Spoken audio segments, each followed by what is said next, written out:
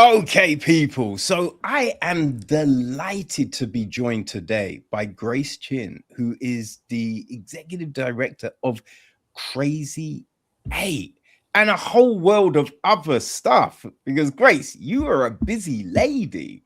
So I thank you for, taking the time and joining us on Echo Chamber.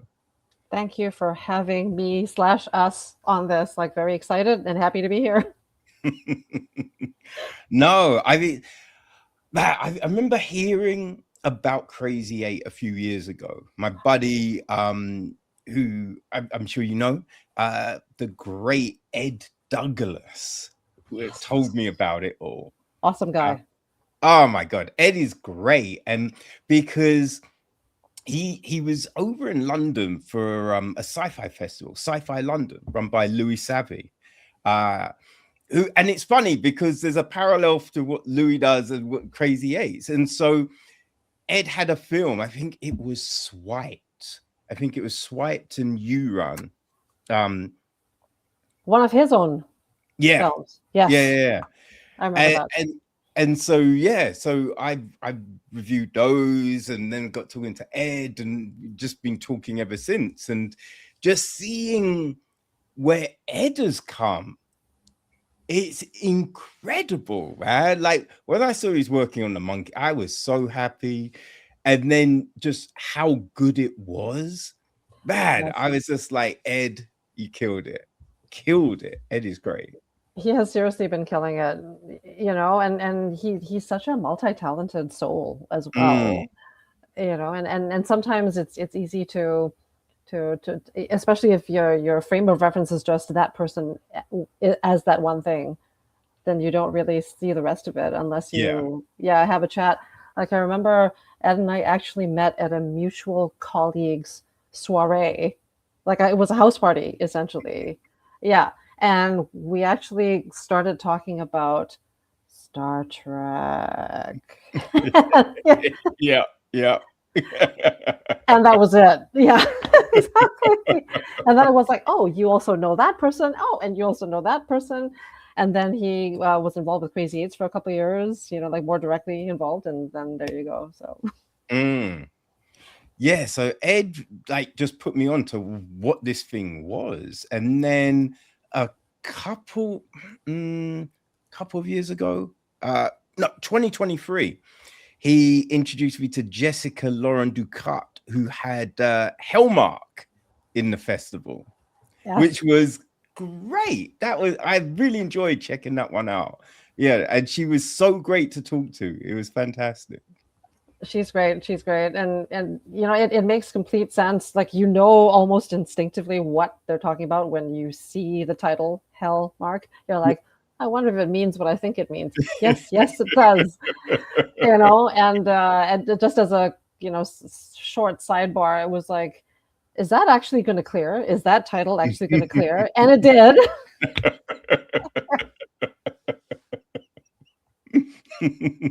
And the rest is more or less history. But I was like, nah, that title's never going to clear, and it totally did. They had caveats, but they were like, if you do it this way, it'll be fine. And I'm like, if legal says it's going to clear, it's going to clear. Yeah, I mean, I think it would just be silly to block something like that because it's fun. It's just fun, and they know Hallmark know what they do. Right? No one's gonna be like, oh, you know what I mean? Like, you know what I mean? So it's just, hey, just take the joke, take what it is, and luckily they did, which is great. Totally, and I'm sure worse has been said. I'm sure. Probably on something like Ren and Stimpy or something like that, So this is nothing, like it's fine. Yeah. Yeah, you do not want a David Fincher situation. You know what I mean? Yeah. Because like, I just remember watching the BTS for Fight Club, and he's just like, oh yeah, so they wanted me to change something, and I was just like, fine, I'll do it once. And he said what the original line was. It was not as bad as where he changed it. So it's like, yeah, well, you asked me to change it, I changed it.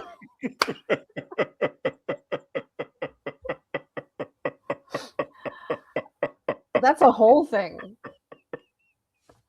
Right? Yeah, I know. It's like, yeah, well, watch me then. I mean, that definitely remains like one of my favorite all time. Like I can't remember how many rules of Fight Club there are, but I know that there are numerous. I mean, the first two being the most famous. Don't Yeah. talk about Fight Club. Still don't talk about Fight Club. Everything else after is like so much I blah blah know. blah. I know. It has to be probably one of the most referenced thing from a Probably. film, maybe. I think so. I think so. Right up there with I Am Your Father and Yeah.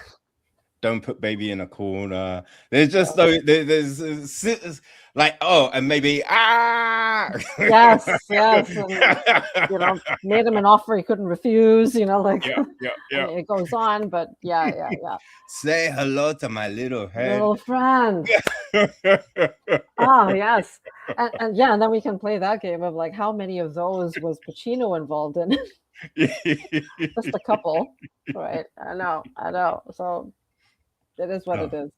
Yeah, for sure. But yeah, so in talking with Ed and talking to Jessica, finding out this whole process, right? Finding out this mechanism, this thing that is there for filmmakers is just, it's an incredible thing, right? Like Crazy8s is just this incredible thing that you just think, man, I wish that was in my city. Right? Like, god damn, I wish that was in my city. Like, you know what I mean? Just if there was franchises of Crazy8s around the spot, that would just be incredible. And it's it's kind of like when you look at things like here, you've got the Premier League Football League over here, right? So then the other leagues, that's like, you know what I mean? Your garden, right? That's the breeding ground for potential stars. You know what I'm saying? And that's what Crazy8.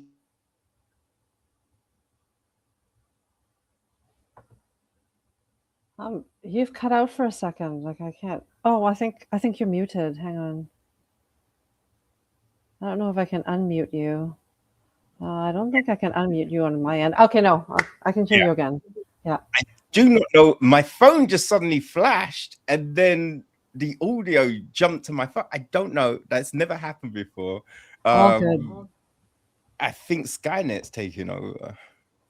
Oh yeah, Skynet took over a while ago. Like it's just keeping us in the dark. Yeah. About what's actually happening. You heard it here That's first. how they would do it, for sure. Yeah, but no, I totally know what you're saying. Crazy8s. Actually, I don't know if Ed or Jesse actually got into how it all started at all, but it started back in 1999. So this would be year 27 for the program, and it started because there was a local director based here in Vancouver, but also did a lot of work in the States, who had been to an event like that in Seattle and just wanted to start something like that up here. And so because that person was a Directors Guild member, so he approached Robert Stevenson actually approached like a whole bunch of other DGC members and was like, hey, let's start this thing. So back in the day, it started off as an 8-day thing. You got 800 feet of film, $800, and you just went for it. And then everyone, like after burning the short ends, right? You just like go to a place, drink beer, and watch your films. And then from there, it just kind of evolved to something a little different, like to include a lot more mentorship, a lot more workshopping, and it's just become like an aspirational program while retaining the fun part. So it's still Crazy8s because you still have to do everything in 8 days.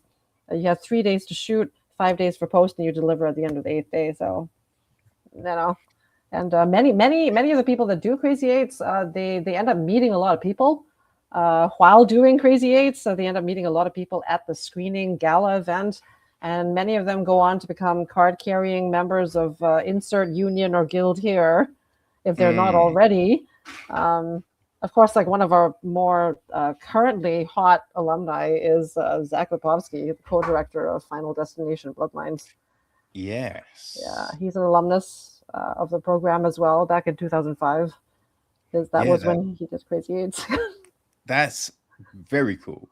Because, yeah, it's funny because with Sci-Fi London, Gareth Edwards entered a short film like early on, and then he's gone on to be, you know, Gareth friggin' Edwards, which is just crazy, right? So that is the beautiful thing about things like this, that, you know what I mean, like talent, you don't know where it's gonna come from, and you give people the opportunity, just a chance, right? Yes. And they will shine, right? They will build that foundation. They will, you know what I mean, strive for greatness. And we see it time and time again, but it's just giving people that chance.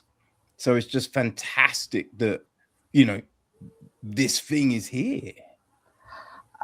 Thank you so much for saying that, because that really is why we all do what we do. You know, like it is for the passion of it and the love of it, and underlying all of that is the core belief that, you know, like where's the next you know, insert name of famous director, producer, writer here, right? You know, take your pick. Nolan, Scorsese, take your pick, right? Everyone had to start from somewhere. Everyone does start from somewhere. You know, and these are the mechanisms, I guess, where people, that where they can, and I still want to say that it's a relatively safe environment. You know, like the risk is relatively low if you participate in one of these things. You know, in the sense that you know, you're not mortgaging your entire life to make this film, partly because of all the support that's offered by the program, you know, or the support that's offered by the rest of the indie community, because they all believe in the program. And a lot of them did the program once upon a time. Like I run into so many people, not just here in BC, but even, you know, now they've moved on to, maybe they live and work elsewhere, but they go, oh yeah, I did one back in the day. Or, you know, like I knew somebody that did one, you know, like I went to a screening, it was great, or whatever. And that's when you really get a sense that indie all around the world, you know, like there's something that unites us all, I feel. I think it's the grind, right? Everyone recognizes the grind, because like there's so many times, right? People are just like, oh, I could do that. Oh yeah, I mean, what's it take to do? I could easily do that, right? It's not that difficult. Oh boy. And the amount of people that crumble, you know what I mean? Like they cannot get that thing done. You tell them how many days a shoot might be, right? That you might be up until 4 or 5 in the morning, you know what I mean? That all these different things, and just like, yeah, nah, that's not me. I don't want to do that. What are we talking about? And then it's not even just, right, you've made a film, then you have to go into post, right? It's finding all the money, it's the budget, all of that kind of stuff. Then you have to find the distribution. Oh, and then you have to be able to market your thing, right? So it's navigating all of those. And how many people can do all of that? That's very true. And I feel like if I look at Crazy8s historically, myself, like I really only, like I'd heard of it since the early to mid aughts, but I really only started going to like attending the screenings like from the mid to late aughts, like 2000s. Right. And I remember just being really blown away by the fact that there was any event where you could see such a cross section of the both the indie as well as the commercial industry, and some of the reps from some of the biggest players, the IATSE, IATSE was there, DGC was there, like the Playwrights Guild, like everyone goes to this event. And it was like, wow. And then you watch the films and you go, wow, they made those, like in how many days? And it's just the fact that the films are so aspirational, either in terms of what they're trying to do, so, they might have like a really difficult location to shoot in, for example, or you're kind of going, is that a crane? Did they get to use a crane? You know what I mean? It's like, how did they get that? And it's just really inspiring. Like, how many people do I speak with like fairly regularly who go, yeah, I went to a Crazy8s screening and I just turned around to my friend and said, next year we're going to apply. Next year we're going to apply. Next year we're going to do one. And it just kind of like all goes around, like it feeds the ecosystem. It feeds into the ecosystem. And that's the strength of it, is that it really inspires people just to get it done already, and so many people are like, oh yeah, I can do that easy. But sometimes you got to learn, like, I don't want to say the hard way, but you got to learn in some kind of crucible, if you like.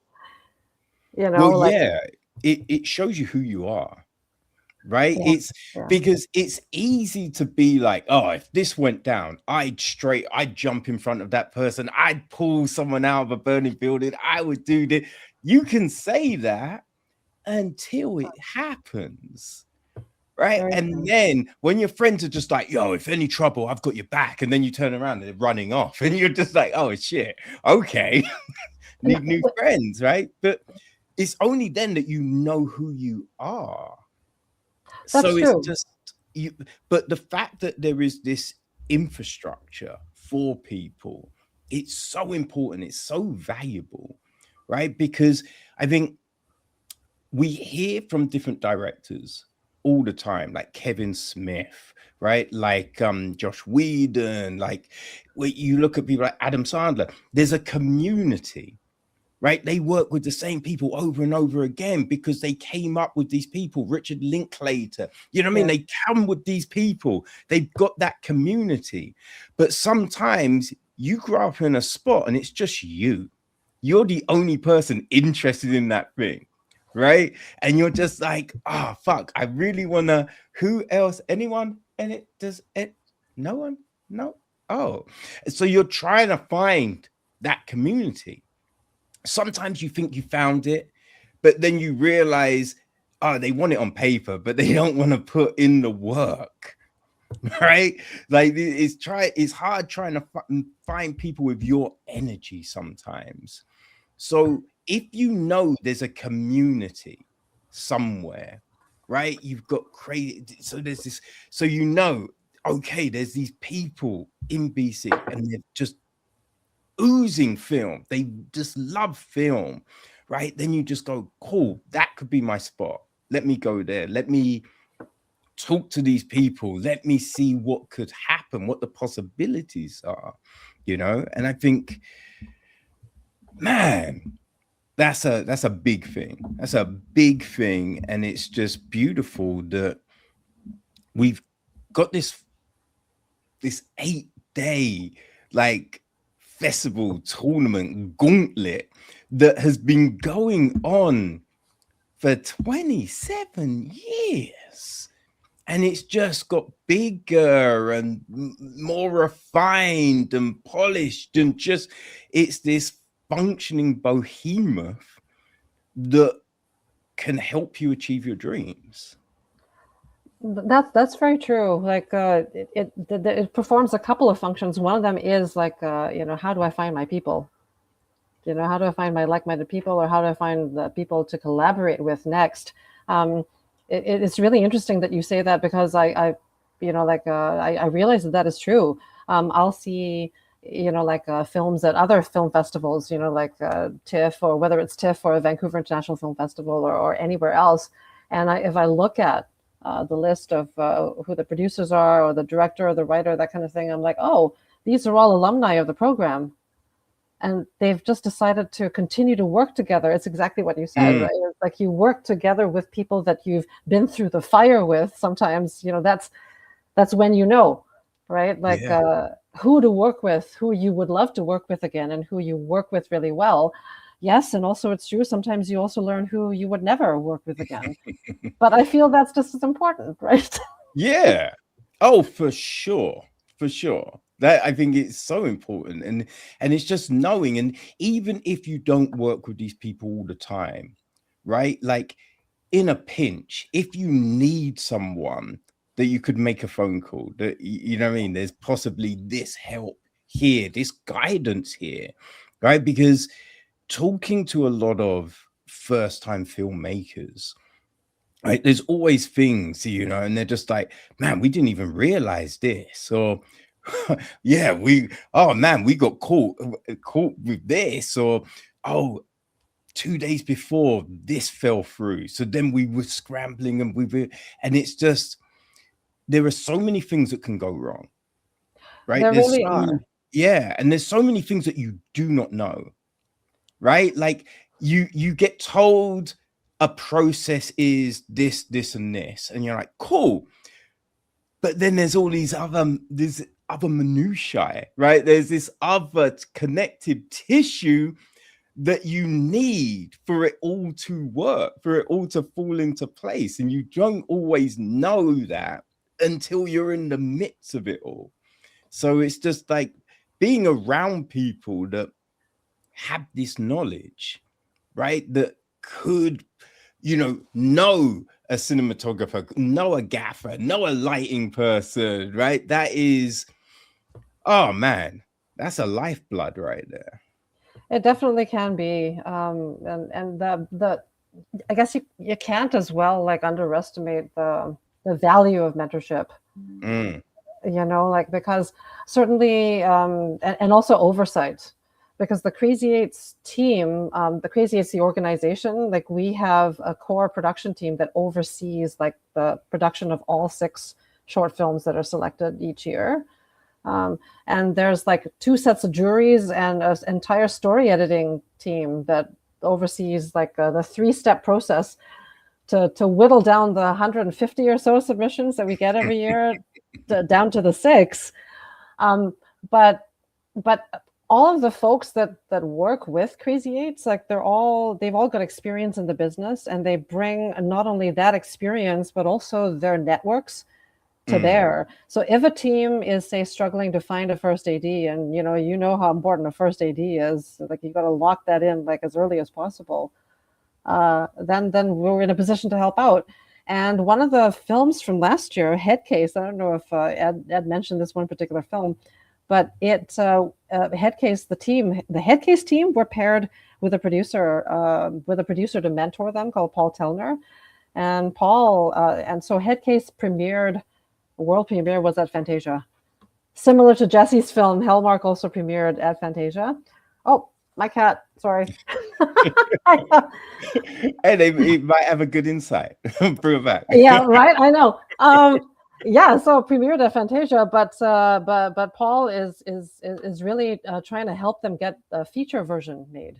Nice. As well. So this is, like mentorship and perhaps a little bit of a leg up beyond the parameters of the program. And whatever happens is going to happen. But it's just really cool that the program is able to connect people in this way, like people at different levels as well, that might be useful later on. I don't know, it's like that's one of the reasons why when the opportunity came to be able to work with Crazy8s directly, I was happy to apply. Because I wanted to be part of the change, if you like. Yeah. No, so how did all of that come to be? Like, what was your story into getting into Crazy8s itself? Oh, you're seeing whiskers. She's oh my God. Ronnie, don't. I know, my cat.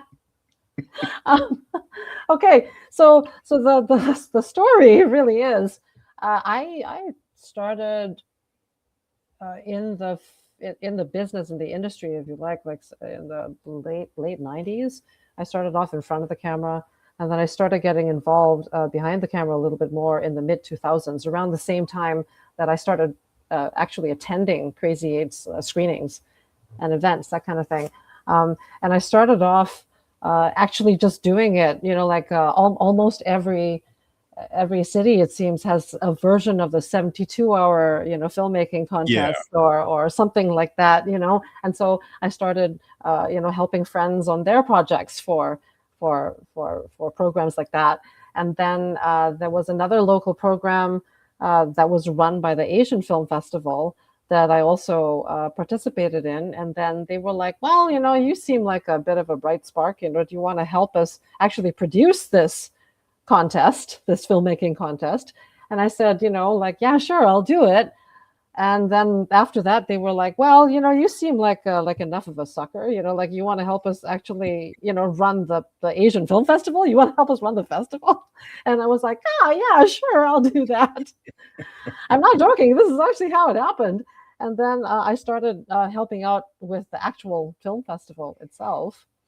And I started getting a little hooked onto, like, I guess, festival production, event production, like in addition to film production.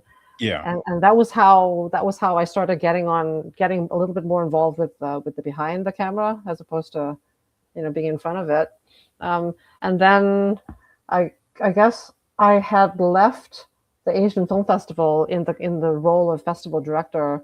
I had left it for a couple of years, and then an opening at Crazy8s came up for the executive director position, and that was why I applied for it. Like, I took a look at what they wanted, and I was like, I feel that I could do this, and I feel like I want to do this, because Crazy8s by that point had been grown to something very similar to what it is today by a succession of really dedicated, like operational staff and leadership up to that point. And I was like, yeah, I would love to be part of like taking it, on forward to its journey. And I was like, well, are there things that I would like to do with the program? And my answer to that was yes. And so, and that's how I'm doing it today. And I guess this would be year 4 that I'm in this hot seat. Right. Awesome. So what were some of the things that you thought, I'd like to kind of introduce that or break that down? Right. Yeah. So by the organization and filmmaking program that I inherited is very similar to what it is now. Like, there was already a 3-step filtering process, if you like, in place. So people submit a 3-minute video pitch, and then if you pass that filter, then it goes on to that team goes on to pitch in front of a separate jury, but live in a room, like Dragon's Den, except much friendlier.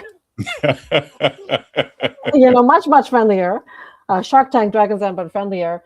And then they whittle it down some more until there's 12 teams and projects left, and then those 12 put their scripts through a professional story editing process with story editors, and then after that, 6 are picked. So that was the process that was there at the time. And so what I felt I could maybe contribute to this was maybe flesh out the whole script development and story development portion of it a little bit more. Yeah, because this is, and always has been, from what I understand, a scripted dramatic narrative filmmaking program. It's not, so it's not reality based, it's not documentary, none of that. And so I felt that was definitely true to the roots of the program. Let's strengthen the stories, let's strengthen the scripts, like even more than we already have been doing. So the first pass now requires not only a 3-minute video pitch, but also a script sample. Yes, the first 3 pages, isn't it? Yeah, the first 3 pages of the script that you're of the project that you're submitting for the program's consideration. And the reason for that is just really to get people thinking about the script a little faster, because I had been on the outside looking in of this program for many years, and I knew for a fact, because I had done it myself, I've applied to Crazy8s before in the past, right? Like some people don't necessarily come up with anything more than an outline or a treatment until they know that they've been accepted to the next stage or the next stage of that. And I don't care what anyone else says. In my experience as a writer, you do not pull a decent, solid script draft out of the proverbial arse like in 7 days. Like, it's very hard to do. For sure. It's very hard to do. So I was like, no, let's try and get people thinking about the script from like day one. So if you make it a requirement, and supposing that so I guess the runtime for these projects is typically 8 to 15 minutes. So the first 3 pages is a good way to see whether it works as a script, see the potential of it, and also to see whether there's a hook. Let's see your talent there as a writer of some kind, right? So we put that process in. And then based on feedback from the jury, they were like, yeah, it was nice to be able to see the first 3 pages in addition to the video pitch, because some people can talk a good line, but does it follow through? Yeah, for sure. Yeah, so that's really what that was for. And then we also managed to squeeze in an extra week for the story development process. It used to be 3 weeks, I think, and now we try to get it to 4 weeks as much as possible. So each team, each of the 12 semi-finalist teams get their own dedicated story editor. And we have a story editor coordinator who is herself a professional story editor, and also the head of writing at one of the local film schools here as well. Yeah, so Kat Montague is a really capable person herself, and knows a lot of folks. So so she's able to bring in a lot of people to help out. And we do like a full story editing day session, and then we do table reads of the drafts that come out of that day, the following day. So that's something else that I wanted to strengthen, is to get our casting coordinator, the Crazy8s casting coordinator, to pick like 10 working actors from our industry to come and do these table reads. So the utility actors, true, but they are pros, and some of the writers that come through Crazy8s, like that's the first time they've done a table read. They don't even know. They're like, well, I'm excited, like I didn't even know that that was a thing that you could do, and I want to see how that might help my process, because I've never done it before. And it's not for everyone, that's true. So there's some writers that don't prefer table reads, but many seem to find that it has some value for them, just to hear it out of their heads. Well, yeah, and you don't know until you've gone through it, right? So you don't, like, if you've never had that option to do it, then you'd be like, oh, going forward, I'll do that for sure. Or I don't think I need to. Now I know. This. And also, like, what a boon to local actors. That was a big part of it. That's a huge thing for local actors who maybe haven't done that, or it's just, oh gosh, what's the word's gone out my head. It's reps. That's it. It's getting your reps in, right? So you're constantly doing this thing. So if you don't have a gig and you get to do something like this, you're still getting your reps in. So it's just helping. It's helping, It totally is helping. Plus, they get access to the drafts like pretty much just the evening before. Whoa. Yeah, because the 12 projects go through their story editing pass with their story editor. So they're actually in a room physically together with their story editor and banging out like a couple of drafts. And then the draft that comes out of that is what's read at the table reads the next day, which made sense to us, like we can, because that's, and so it's not quite a complete cold read, but it's pretty close. So it's a nice little workout for an actor who dares, right? Like to do this kind of thing, because not all actors have that kind of experience as well of doing a read that's almost cold. No, but it's just like, again, it's those reps, right? So if you then get Yes. called up for a last minute, oh God, audition. That Yes. I'm usually more articulate, Grace, so I promise. No. I'm right there with you. Don't worry about it. It's all good. But yeah, if you get called up for a last minute audition, if you've done this, you'll be ready, right? Like you'll be ready for so many things. And I think it's also like there's so many times when we see a film and an act and a big actor in it, and they're just kind of themselves, right? It gets to a point where the actor is just themselves in everything. But then when you see people, I mean, Timothée Chalamet in Marty Supreme, it's freaking fantastic. Jesus Christ. Like oh man, he just became something else. Right? And when you can see an actor become something else, like Michael B. Jordan, Sinners, he just, and you know, I think sometimes you'll watch someone and you'll be like, oh man, they're really good, they're really good. And then there might be a couple of films and you're just like, I don't know what that was. And then you see something that makes you go, fuck, I forgot they could do that.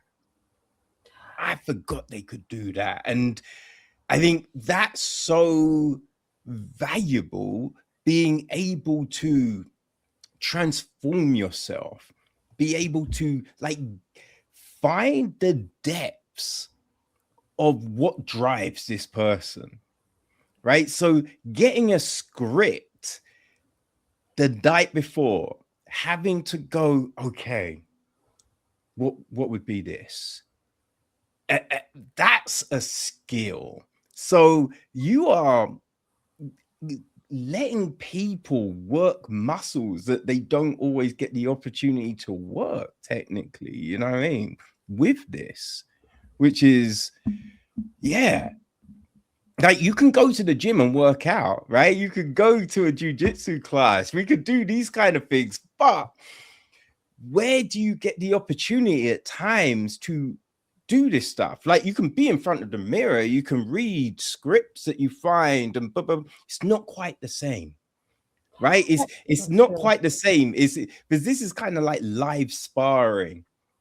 You know what I mean? And it's just like you can shadow box, you can, you know what I mean? You can do all of those things on your J's, and it's helpful.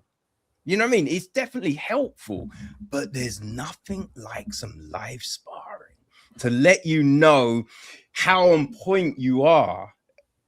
That's true, because like I do know, I mean, of course you can get a bunch of friends together in your living room, you know, like and do a table read over a couple of beers and that. But they might be like, you were really good, you know what I mean? They're gassing you up, they're helping you, you know what I mean? They're That's not what I mean. always tell you the hard truths. So in this kind of situation, you know, like a lot of the actors don't necessarily know each other, except perhaps professionally from having worked together before, right? Because they're brought together by a casting coordinator, and then they don't necessarily know. Like we always ask that the writer be in the room, as well as, you know, like the director and, you know, like at least one of the producers. So often you don't necessarily know each other or in this kind of capacity. And so it is a very different environment. We try and make it like a little bit more of a professional environment where everyone has to be on. You have to bring your A game, you know, like you can't just relax over a couple of beers kind of thing. You know, this is actually, yeah. And that's really one of the key things, one of the key cool things about this program that was already there, like even before I started working with them, was that it is aspirational that way, not just in terms of the product that the end result, but also it's trying to help everyone level up their game. You know, it's like, so maybe you've made 5 or 6 shorts before. Have you made any films where you required, where you had to get a permit from the city of Vancouver? Do you know what that process is? Have you had to undergo a professional casting process with a casting director in town? That's something that Crazy8s provides. Like the casting directors in town, they're happy to work with us. They're happy to support us, like to provide that kind of in-kind support. You can't buy that kind of support. We're so grateful to all to our community for supporting us. But that's really partly what it's about. It's like, okay, you've done a lot of stuff, and like we invite you to come along with us to take your game to the next level. You know what I'm saying?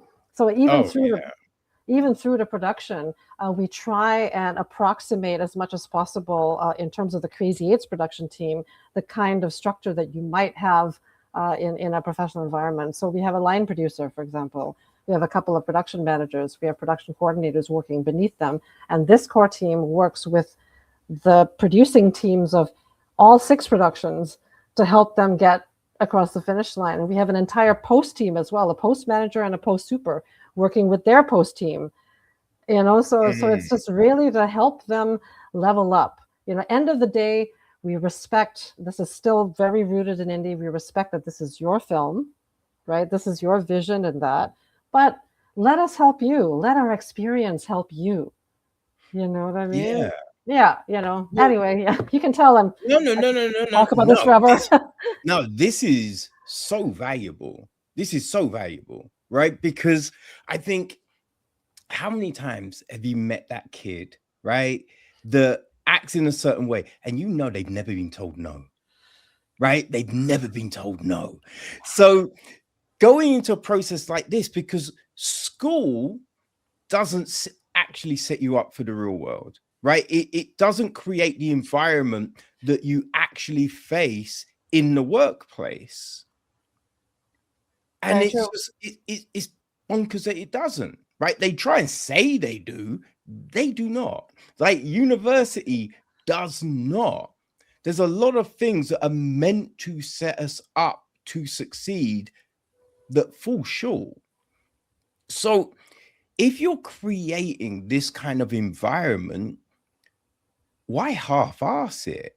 You know what I mean? Like, create that environment that they might face if because you think, oh my God, what's his name? Watts. Oh, he did Spider-Man. God damn it. It's something Watts. He's a mad talented, but he was indie. Like, Spider-Man was his big break. And it's just like, you got it? You're not thinking Raimi. Do you mean Sam Raimi? No. Who did do a lot of Spider-Man with Tom Holland? John. It was John Watts. That's it. Jesus Christ. John Watts. Yes. You know what I mean? It's just like, if he's not getting that role, if he's not ready, right? So you want to let it create. Coming from indie, like, the only difference between indie and studio is the budget. Because how many times have you watched an indie film that you look at and you go, I'd never know that was made for like £2,000, right? I'd never know that budget was so small, and that film, it looks so good. It's so well done. Yeah. So it's just like, if you've worked hard, you've created those things, you want to move up, right? There's people that be like, I'm indie for life, but they wouldn't mind a bigger budget. You know what I mean? So if Disney, Warner, whoever came to them and they're like, yo, we're going to give you this. We want you to turn your indie into a feature or do something different. And you're like, yes. And then you go and you're all over the place. They're like, yo, we need to get rid of this shit ASAP, right? But with you guys, giving people that understanding of what the process is, right? The level that they should aspire to, yes, right? To what they're be held accountable to. Yes. Now they know, right? So when that opportunity comes, they're like, all right, let's go. Let's go. That is the hope. Yeah.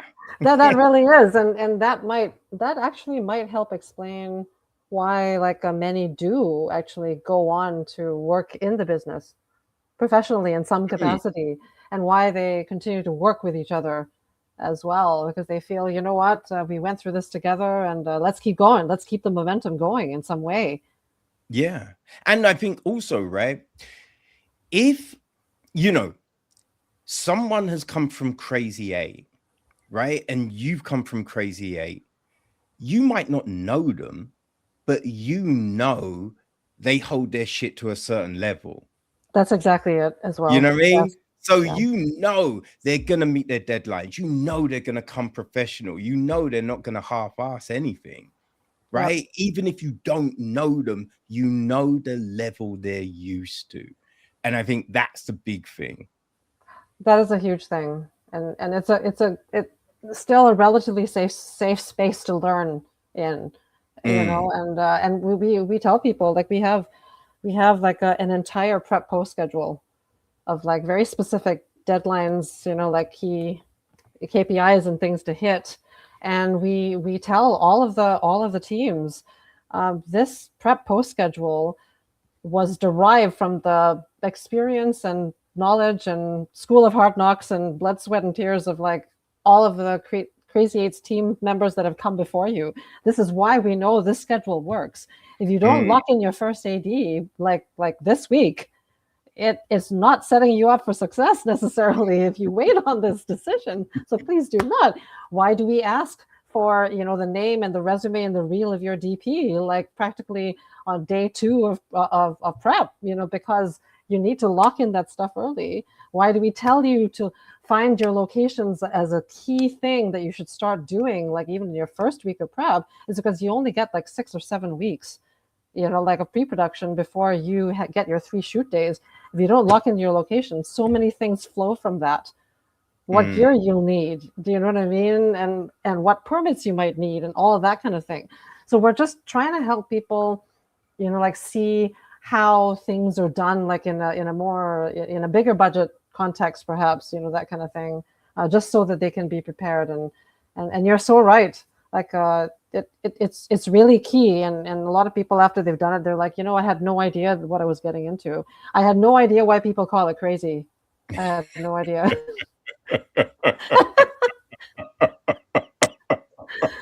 And I'm like, it's in there for a reason, guys.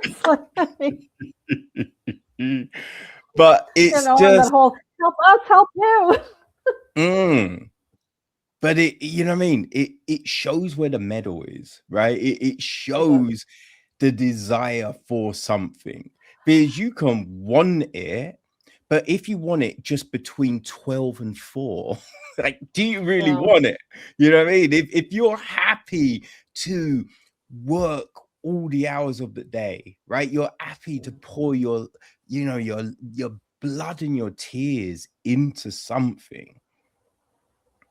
I think that then means you're ready. That then means that you could potentially go somewhere with this thing. Yes, totally. And there's value as well, even in as touched on earlier, in knowing what not to do next time. Like, for example, you might do a Crazy8s and at the end of it be like, we did that, it's great, but I don't think I ever want to produce to that level with that timeline ever again.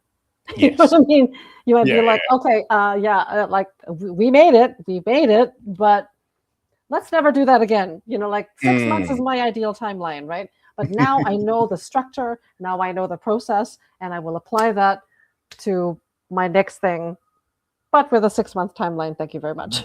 Yes. Right? Yeah. Things like that.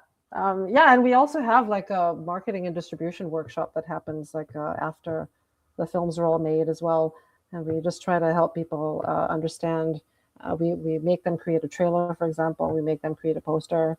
Nice. We make them do one-pagers, things like that. Yeah, and just to try and help them also understand that aspect of things.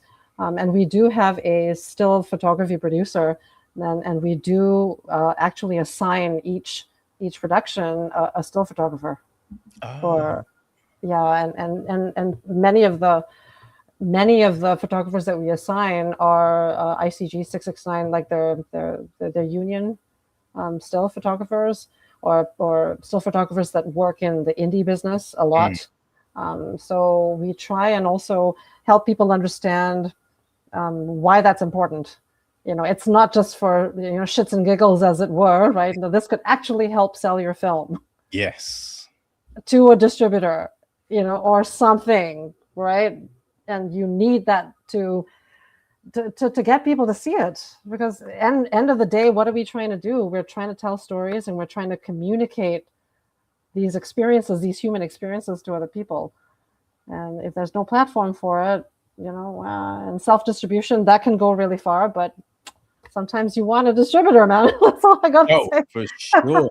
It's funny because I recently spoke to a guy, Alejandro Vilpa, who has just started a streaming platform for short films called Vilpa Max. Yeah. So I'm taking notes.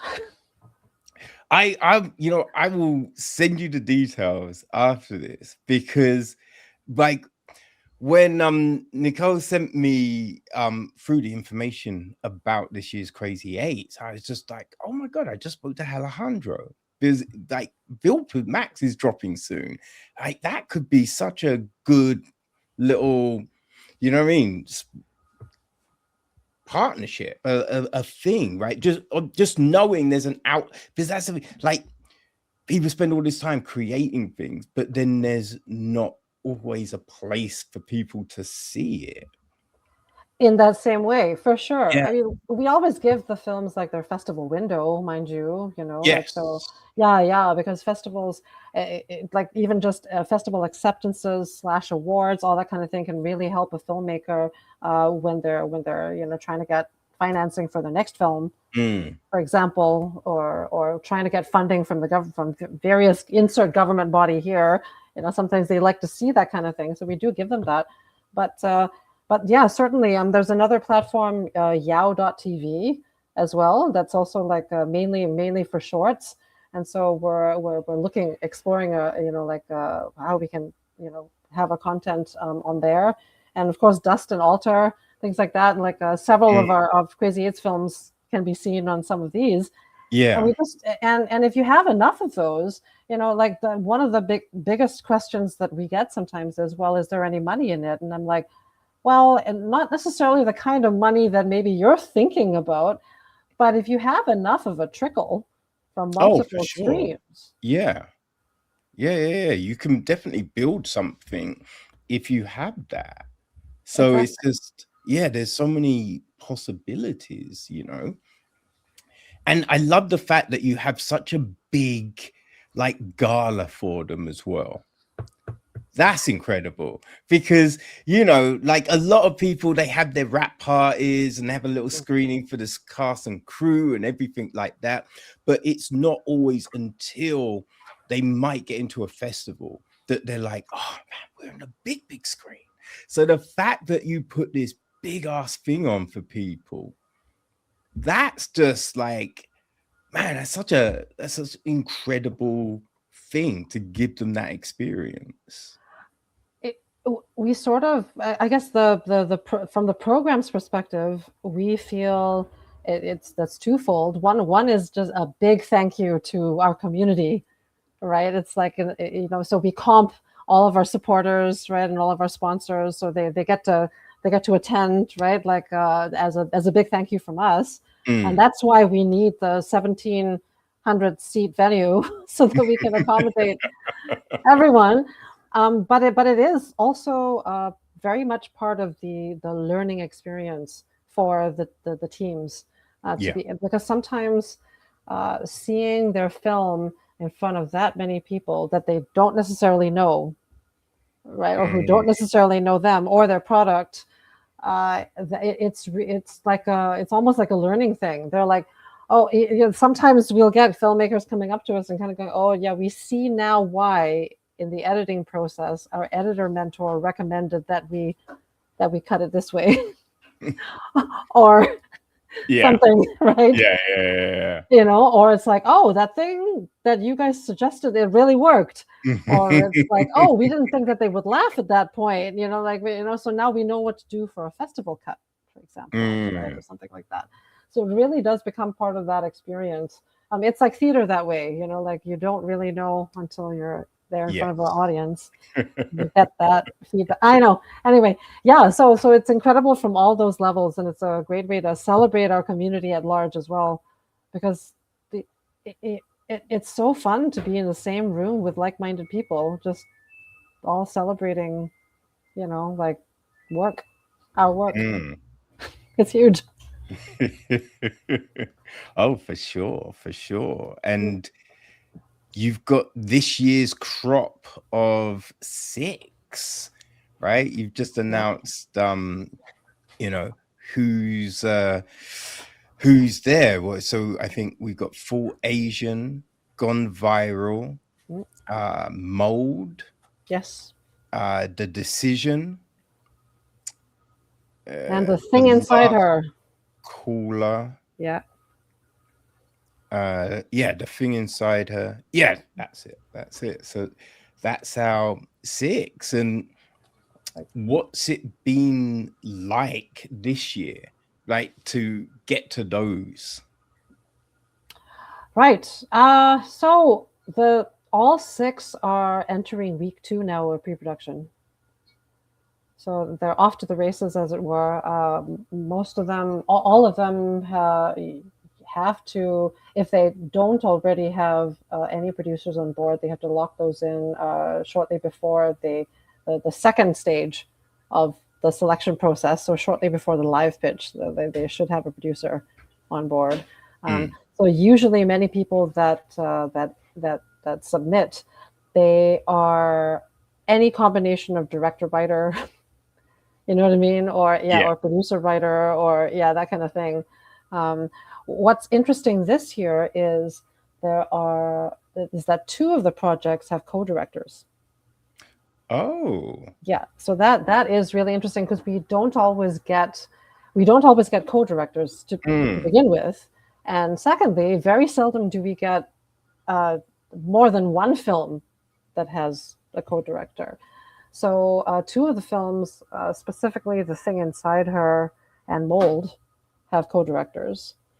So in the case of Mold, because it involves stop motion, it involves claymation comped into live action. Right. Yeah, so one of the co-directors, Kiki, has experience with stop motion. So that there was a reason why they're choosing to co-direct. That kind of thing. Yeah. So there's nothing in the rules against it, of course, but it's just one of those interesting things, because every year it's all different. There is a zeitgeist thematically, perhaps you could say that, right? You know, as you know, if there's 2 volcano movies produced by big studios, there's like 1,000 of those, right? Yeah. So there's always it's always interesting to see what the zeitgeist is every year. But this year in particular, it was really interesting that 2 of the teams are co-directors. So the other film that has co-director, The Thing Inside Her, it's also interesting because that's the one featuring the giant slug. Right. Yeah. So it is a human-sized slug. Yeah. So I'm like, okay, I could see why, you guys have opted to go for a co-directing kind of situation there. And another one of the films has 2 writers, has co-writers. Okay. Yeah, so Gone Viral does have a couple of writers. So both Katrina and Felicia have writing credits on it. So that's interesting, because again, we don't always have that. We don't always do that as well. But this year we are seeing more credited collaboration, I guess, if you want to say.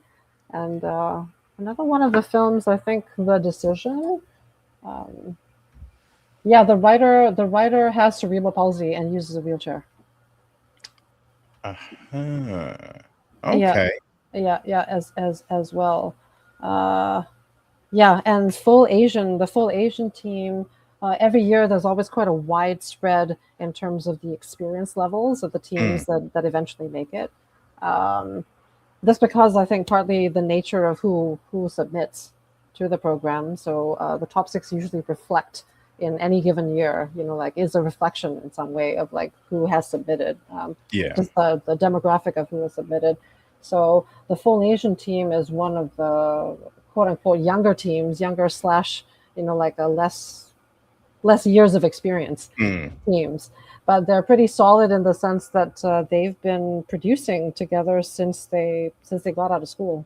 So, most of the keys in that are they've worked together before, or they come from the same film school. So again, we're seeing what you're talking about at work.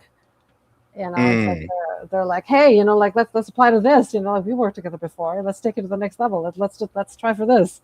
And that was literally what Eli Davidson, the director writer of Full Asian, said to me. He was like, yeah, we just thought, what, let's just apply. Well, we got to lose, right? Let's just apply. I've got this idea. I've got this script. Let's just go.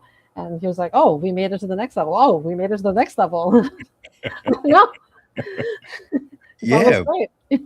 I mean, why not, right? You know how your friends work. So just do it. I just covered a film called Grizzly Night. And it was 4 friends from film school. Right, they've worked together, but they're just like, you know what? Let's make a feature film, and so they came together and they made this feature film. It's fascinating because it's about the first grizzly bear attack in a national park. Right, that in 1967, this bears attacked 2 different people in 2 different places. Which is just like so crazy rare. Like they still don't really know if it's the same bear, if it was a different bear. Either way, it would be crazy. But yeah, so this is based on real events, and the film is really good performances. It's really well done. But they were film school friends, That's the cool part, is that you sort of sometimes end up organically finding each other through the same context, and then you kind of keep on building that relationship as well as expanding your team by maybe doing something such as this, right, where you kind of go, oh, at this level we're going to need an intimacy coordinator, or we're going to need this other thing or that other thing, and then that's when, in a relatively safe environment, you get to crew up some other people that you might end up adding to your core network, and then just kind of continuing to make stuff after that. And that's one of my favorite things about doing these myself as well, is that you get to meet people that sometimes, and meet and work with people that you might not otherwise get to A, meet, or B, work with to this degree. It's like, it's one thing to meet someone at a film festival soiree and kind of go, oh, hi, really pleased to meet you. I'd love to work with you one day. You know what I mean? And maybe that'll never happen. Yeah. But in something like this, it's like, yeah, like our line producer knows a guy who knows a guy who knows another guy. We might be able to, and it's always magic when that happens. That's what it is. It's magic. It's magic. Well, true, because I think that's the thing. Like, you can meet people at festivals and stuff like that, and it's all kind of like, it feels lip service a lot of the times. You know what I mean? People ain't actually gonna come through. Or you hear people on panels and they're just like, oh, if anyone needs anything, they can just reach out to me. And it's just like, you're a liar. I sent you an email like 20 times. You've not responded once. Like, what are you talking about? No, it's true. And it's true also, everyone is busy, I'm sure, like hundreds of people, that kind of thing. But yeah, it's one of those things where if you can find that frame of reference. I actually did just have a chat with one of the Crazy8s program alumni the other week. Just, sometimes they'll reach out and they'll say, hey, I'd love to just do a follow-up with you. Here's where we're at with our film. Here's where I'm at with my career, that kind of thing. And that person did say that they are applying to various other programs and for funding for a completely different feature. But also, what they said was that they've ended up working on a lot of other things, like verticals and things like that, simply because they're like, when they meet someone at, say, a film festival or whatnot, after the first, hey, how are you? Who are you? Type thing. It's like they go, oh, yeah, well, I did a Crazy8s. And they go, oh, you did a Crazy8s. I went to the screening. Which one? Which one? And then they go, oh, yeah, I did this film. Oh, you did that film? Like that was my favorite film. What? Oh, really? Like whatever. And then it's like, the next step to that is, oh yeah, well, I'm working on a vertical, like we're starting, we're in pre-production right now and we're starting like next month or whatever, like, would you be interested? And I'm just like, oh, that's really cool to hear. And that person said it themselves. They're just like, yeah, I might not have gotten some of these gigs if not for that name recognition, I guess, or just the recognition of having seen or attended that event or whatever. So it's really cool to know sometimes what is working with the program, and also what we could do differently, or what we could do perhaps better, right? So all feedback is always good, right? That way. Yeah. Anyway. Yeah. Yeah. No. True. Like I think that is the thing, right? Like you build something, but it's then understanding that the work is never done, right? There's always room to evolve and improve and things that you could add and all of that kind of stuff. So yeah, like what is that kind of thing like for you? Just constantly having that eye on, what else could we do?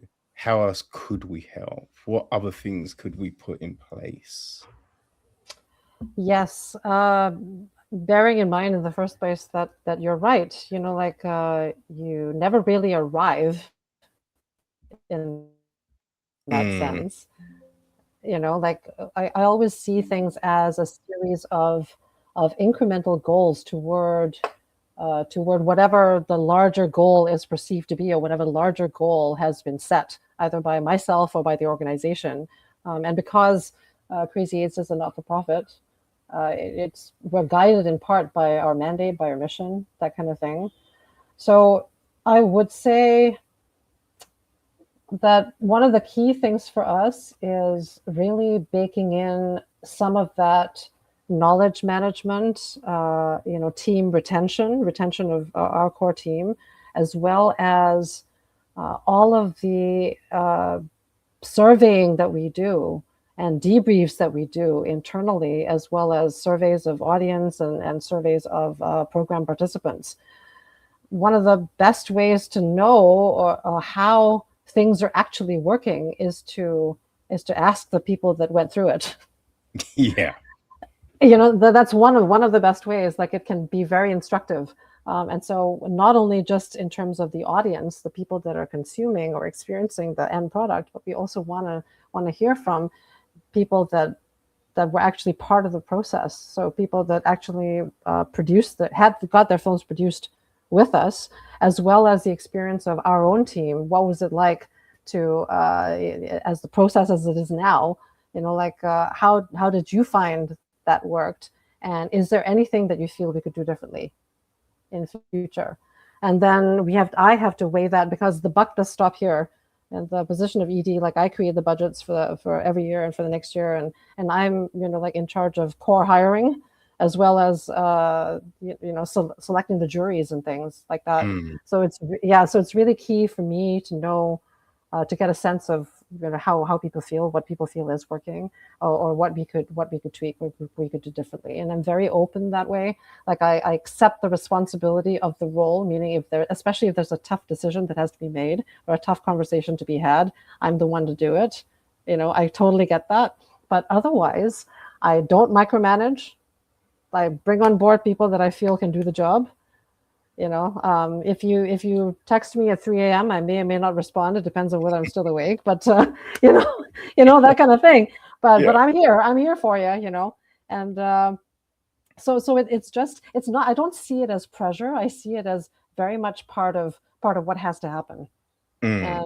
And I recognize what my role is within that, and I work with that, you know. And Crazy8s has always, or has ever since the mid 2000s, striven to expand the mentorship that it offers, the workshopping that it offers, and to try and bake in a little bit more of that educational aspect. And so I very much see my role as trying to help expand that. And along with that comes the need to always keep on top of our funding situation, because that's a moving, Yeah. yeah, yeah. So that's all part of it, you know, so it all dovetails nicely. And we also want to, you know, like really um, try and help out our alumni a little bit more as well. Like a lot Mm. of what happens with alumni is pretty organic, you know, because the Crazy8s name and the fact that it is such a large single evening event really does help. But you know, let's see if we can start up some programs for alumni as well. You know, let's see what we can do. You know, because it's always about the funnel. You know, like where do you go from here? Yes. Now I've done this. What's the next step? You know, so if you don't go into a union or a guild, if you want to keep making films, what kind of films? You know, like who do we put you in touch with? And so many of our alumni now are working in so many other, you know, some are working at other production companies in town, things like that. So let's just see what opportunities there may be there, aside from trying to maybe get a channel on a OTT platform or two, right? A Crazy8s channel, that'd be nice to Mm. have, I mean, right? Yeah. well, when you think about it, right, like all of these big platforms, they want content, right? They want films, they want series, they want all of this stuff, and you can see them making deals, right? Disney Plus makes deals with a lot of UK like things. I think I Wow. can see that they're working with ITV. There's a lot of ITV stuff that is just cropped up on there. You know, they were doing stuff with BBC, with Doctor Who, and some other stuff. You Oh know, yeah. so yeah, so you see that they want stuff, right? So if you know there's this badass competition that happens every fucking year, they've been going 27 years, and the people that have come from it, right? You can see where they're working, you can see what they're Yeah. doing, so you can see the value of this thing, right? So it's just like, why not, right? Have a Crazy8 platform, a Crazy8 tile, so you know that you're going to get, you know, 6 films each year that you Yes. can showcase. And even if, right, so you've got those 6 films, but then you can do, you know, the alumni program, and bring in things from alumni from Crazy8s, and just all of this. You can do filmmaking programs, talks and things about the different aspects of filmmaking. There's Exactly. so much fertile ground. It's Totally. just, oh man, if I was running Netflix, Prime, Disney, any of these things, yo, I'd be hitting you up straight away. You know what I mean? Totally hear what you're saying. Like, and I really feel that this is the direction that we are going in. You know, like certainly festivals have, you know, we love festivals and there should always be a festival window, Mm, but we need some kind of longevity for the product. yes. Yeah, you know what I mean, and opportunities for the product to continue to find different audience, a new audience. Oh, Um, definitely. But also this is the because best way. festivals, not all festivals are created equally, right? Yes. And when I remember, I was just looking at press accreditation at a Mm. festival. So much money. I was just It like, can be. oh, I can't afford that. You know what I mean? I thought, oh, wouldn't it be cool if I covered this festival this year? And then I was just like, oh, okay, I won't be covering this festival this year. Like, yeah, maybe not this year. Yeah. Yeah, you know what I mean? So it's just, if you have to, because you have to pay to even to submit, right? The cost to do that, and if you have to pay for, when you look at the calendar and go, okay, there's 10 festivals I want to, you know, submit to. all of those, there's money you have to pay, right? And Yes. so then if you get in, then it's just like, okay, so I'm gonna travel to that festival, and then there's just all of these costs that are preventative from a lot of, you know, filmmakers from getting their things out there, from going to some of the bigger festivals, because they can't afford it. So if they're not at a big festival, then they're not going to meet the execs from Disney or Netflix or wherever, you know what I mean? Which is the issue. Oh, we have a web problem. Whoo, people. Yeah, technology, right? It's a crazy thing, but this has been great, right? Grace is, I mean, it's clear that she is so passionate about this, right? So knowledgeable about the industry, about what it takes to break in and shine. So it just, man, it just makes you wish you were in BC. You know what I'm saying? Just makes you wish you were in BC so you could go and explore. But yes. Hopefully, you can probably edit. Okay, yeah. Oh, I mean, it's absolutely fine. I just talked a little bit and then I paused. So Oh, thank they God. added a pause function, which is very helpful. But yeah, no, but that's a big thing, right? If you can't afford to go to big festivals, your ability to network can be inhibited.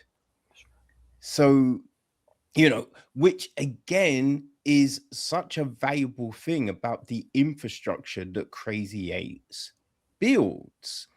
Because if you can't get out to a lot of those things, you still have the opportunity of meeting all of these people within the industry, all of these people that head up functions and working functions and things that are so vital to what you're trying to do. That is very true. And I feel as well that in very many real ways, again, an event like the gala is very educational that way. Like I remember some alumni, you know, like who just talk about it after and kind of go, wow, it was crazy the number of people that I met, the number of people that wanted to shake my hand, that wanted to talk to me, that wanted to, you know, and I guess sometimes that level of exposure for them is just like, wow, that was a great feeling to know that something that we made, you know, had that kind of you know, impact, or you know, was received the way that it was, and also just to be able to network at that level, as opposed to, oh, I'm just here, you know, like Yeah. oh, I have a film, you know, kind of thing, and that is valuable because then it shows you what is possible the next time you go to, you know, a festival. I mean, a film market is a whole other thing, right? If you want to do those one-on-ones, you know, we'll talk about that another time. But but yeah, and things really can actually come out of it if you know how to work that room, I guess. Yeah. Oh, for Yeah, sure. very And I good. think the other big thing is like you go to a festival, right? And a lot of times they have galas and events and things like that. But that gala is basically for the opening, closing film, you know what I mean? For the big films, right? Yeah. No one cares about your little thing. Now, with the Crazy 8 guy, it's those 6 films, Yes. right? So Yeah. you are there and people are there to watch your film, right? They Yes. know that you're playing. Yes. So it's like those conversations are for you. They're not a, oh, you make films too. Oh, that's nice. All right. Yeah. Where's Paul Thomas Anderson? I think he's over there, right? Right. Exactly. Talking to Guillermo del Toro. Yeah. That's great. I'm gonna go over there now. No, you're so right. You're so right. And that too is, I feel, I mean, this is another little sidebar, but I feel that shorts, I think, are, you know, like a lot of people were very all poo-poo shorts, and you know, back in the day it was really only a means to an end. You know, like you make your short and then it becomes a proof of concept, or it becomes proof that you can do something, and Yes. then you make your feature, and then, you know, off you go. But these days, you know, like I feel the short form is maybe finally beginning to get the recognition that it deserves Yeah, as an art form, yeah, no, for sure. as a It's format, as a medium. yeah, it's funny because it's kind of like TV, right? Oh, When you had all of the like no one like working on TV was a bit step backwards, it right? used to be You're seen that way. Yeah. in the twilight of your career if you take a TV gig. Yeah. Now, like everyone's doing TV. Mm-hmm. Right. And it's a big thing when someone that hasn't done TV before have got their first TV show, and it's just like, oh, thing is making a transition to TV, and it's huge, right? And it's looked at even when you look at the filters and the lenses that are used with TV now. Before there was a clear difference between a TV show and a film. Not anymore. Now they look the same. Pretty Right? much. It's the same quality. And you can see it in the writing. Mm-hmm. I mean, for me, one of the things that really just changed the game were the Marvel shows on Netflix. Oh yeah. Is I love comic books, right? Superhero stuff. It's fun, right? And when people go, oh, but it's so I'm like, it's the same as a drama. It's a story.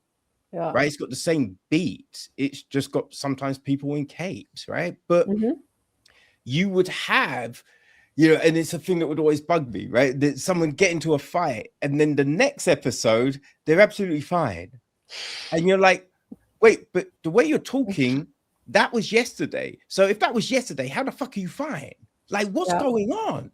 Right? And then just be these loose stories that are just like there's so many holes in.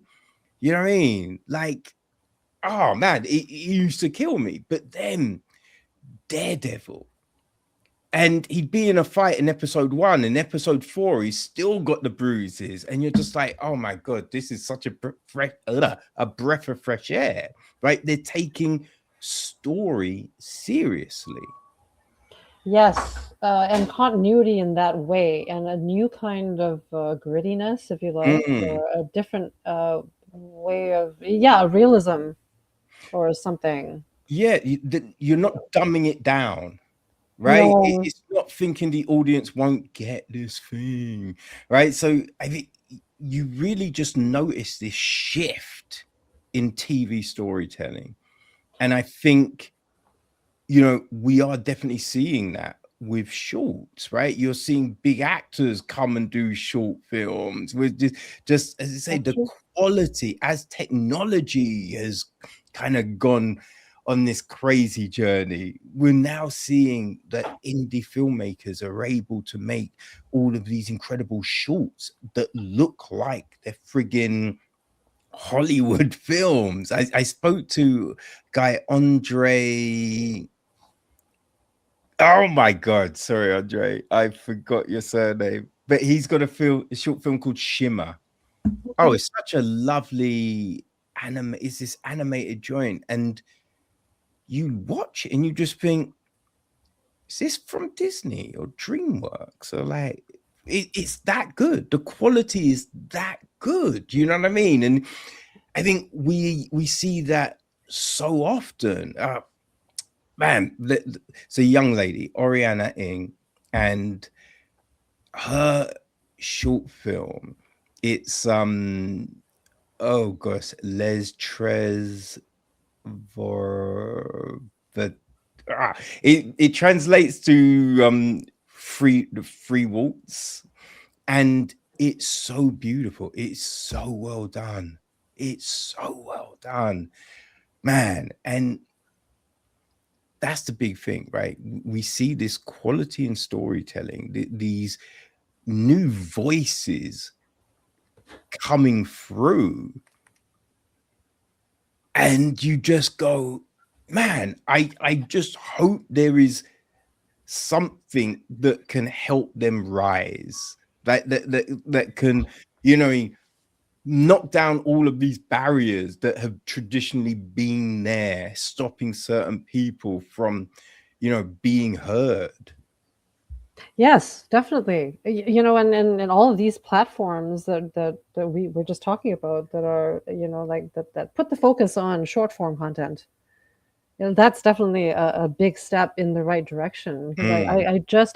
I happen to be on the board of the locally the Vancouver Short Film Festival as well, and we recently had a meeting, and and I can't remember why exactly this fellow board member said this, but they were basically like, you know, like we should really be proud of the fact that we have continued to focus on shorts for the past, you know, 17, 18 years or whatever it is, because the minute you put features into the picture, the dynamic changes.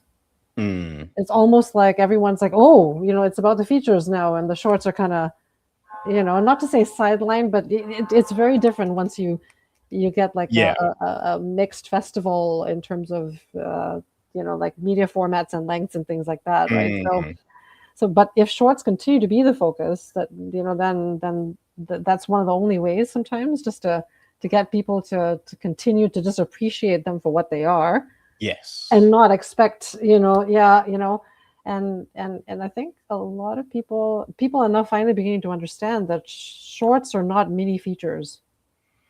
They're not. No. They're No. not. No. They're its It, own thing, right? It's its own thing. Um, and I do know that there are filmmakers out there that are starting to shoot with you know, essentially different platforms and different mediums in mind. So some people shoot to be vertical safe, for example, right? So they'll have all the action happening within a window so that if they need to crop it to sell it in a format that's this yeah. way instead of this way, they can still do it. And to me, that's only smart, Mm. you know, because you're trying to, you know, maximize the potential for your product to be out there, you know, trying to reduce those barriers a little bit, right? So it's like Yeah. you For shoot sure. it as a traditional short, but Mm. anyway, you know, like, yeah, but it's all part of it. You're like, we have to go where the audiences are, and if half the world is watching stuff on their phone, I Yeah. mean, I know. It's crazy. that's another conversation, right? But Yeah. Yeah. you know, Yeah.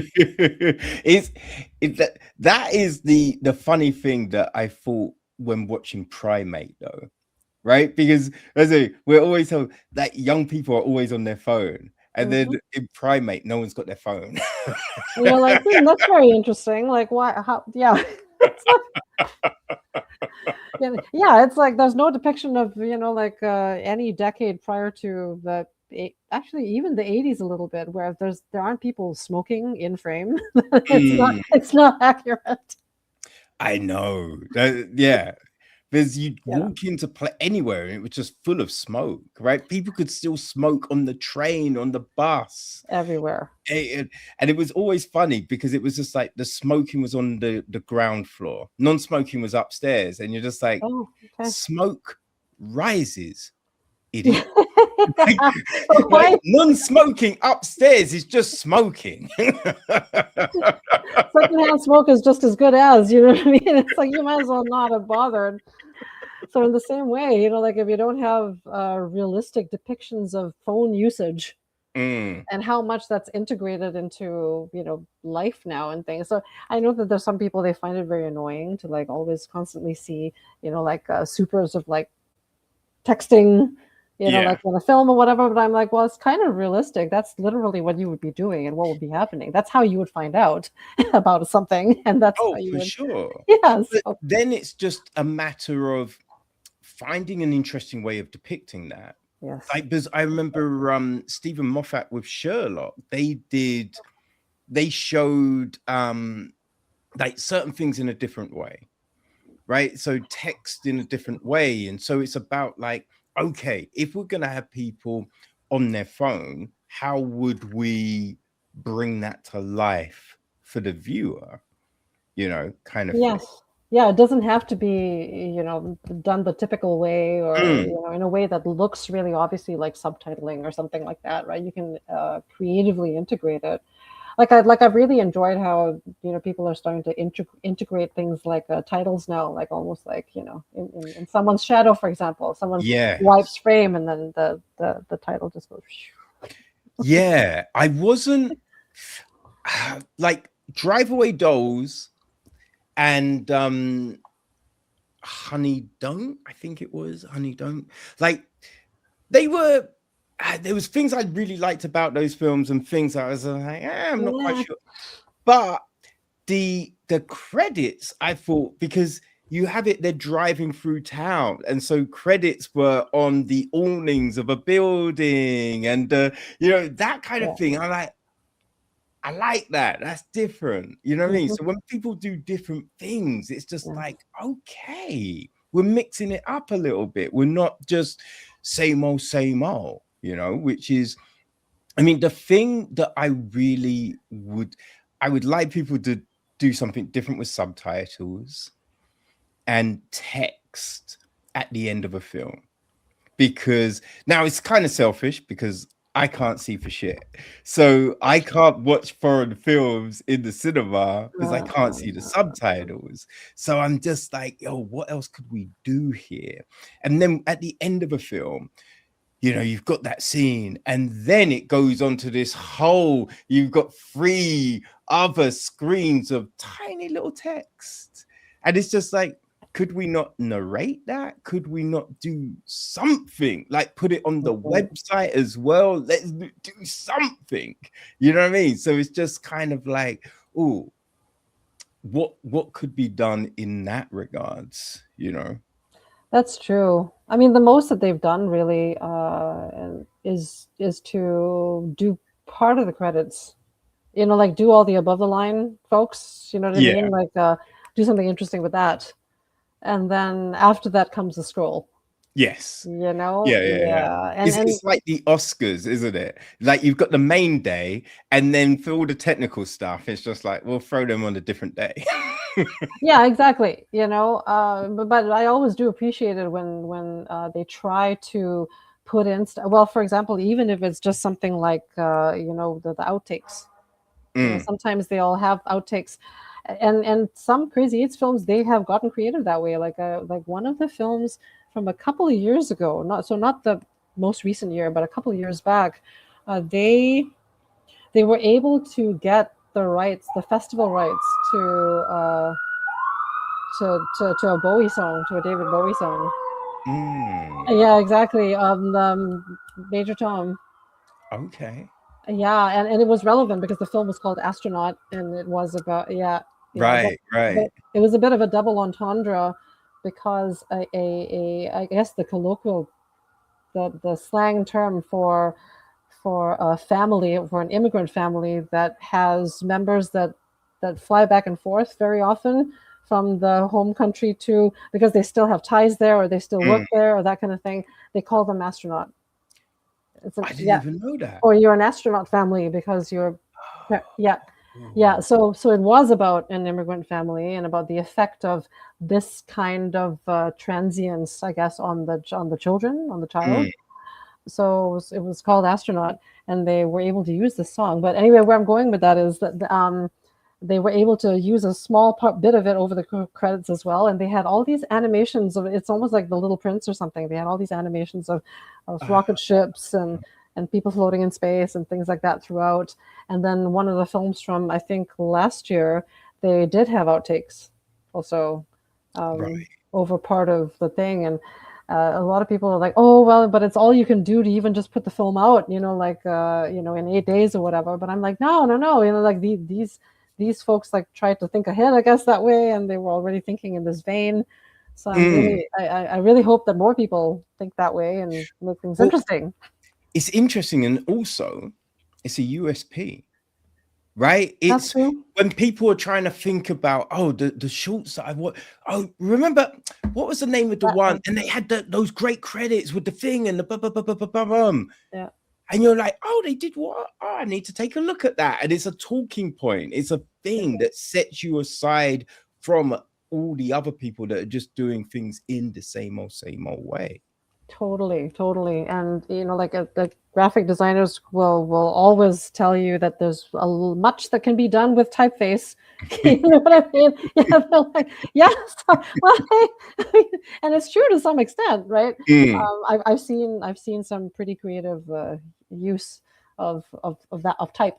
as well, like for the Yeah. credits. That just makes you want to keep watching it, just because it's like, well, that's not typical presentation, right? Yes. Oh yeah. There's definitely those times when I'm just like, these credits look great, right? I can't always see what's being said, but it's just visually, it's like, ooh. It's like when you listen to like French rap, you might not understand what they're saying, but you're like, yo, they've got a flow. This is funky. I like this, right? So it's just like you check it out because it's just like so different. It's true. Again, like another sidebar, but I still quite enjoy Asian Dub Foundation. Mm. Yeah, ADF, because I always find them surprising or interesting, like the way they mash different things together. Yeah. And Yeah. and it's just a fun listen. And of course lyrically as well, they're usually trying to say, not trying to, they're usually saying something. Yes. And very often it's very au courant as well, because I know they're not quite as young as they once were, but I'm not either. So I know. So yeah, I've just totally dated myself, because it's like a lot of the kids now are just like 80 who 80. I know that's the thing, man. When you give a certain reference and people are like, yo, what? You're like, wait, what do you mean you don't know who the oh, you were born in bloody 2010. Fuck, I forgot. Like, That's crazy. That's crazy, right? I'm just like, oh, come on, did you not? Were you not inhaling in the 90s? Oh, you weren't even born in the 90s, or you were just born in the 90s or something. And I'm just like, guys, give it a listen. This is like classic shit. Like, no, the amount of times I drop a reference and I'm like, that's a solid damn, I did good work there. And then you realize everyone's looking at you like, I don't know what you're talking about. And it's just like, what is wrong with these people, man? like okay, right? That's exactly when you go. It's kind of like, yeah, okay, get on with it then. Yes, moving right along. Yeah. I mean, the kicker is sometimes I'll get people who are like, oh yeah. I think I watched it. I was like 10 or something. Or whatever. Yeah, that's my granddad's favorite thing. And just like, oh, god damn it. But yeah, I was definitely not 10 at the time. Oh well, never mind. but then that's also where it becomes really surprising for a lot of younger people now, is that the things that they think are so cool and new and different, it's just a blend of something that somebody else already. It's like, yeah, no, that's been remade before. This is the remake of the remake of the remake. Okay. Yeah, that's always interesting when people think something's new and you're like, yo, it's a remake. That's not new. Yes. Like, yes. It's a solid remake. We're not knocking the remake at all, but we're just saying that there is precedent for this product. And the great grandpappy of all of this is, I don't know, the Umbrellas of Cherbourg or something. Do you know what I mean? It's like, you guys think that came out of nowhere? No, it really didn't. Anyways, I have yet to see the Umbrellas of Cherbourg like on the big screen. Like, it did screen here recently, and I missed it again. 4K restoration. It's always irritating when you find out that something that you really would love to see on the big screen and you've missed it, or you're busy that day, and it's just like, oh man. It's true. But the good news is that I don't know, a lot of people were like, oh, film's dead. It wasn't. The in theater movie experience is dead. No, it's not. So I think that in that way, happily, I'll probably get to see the Umbrellas of Cherbourg again somewhere.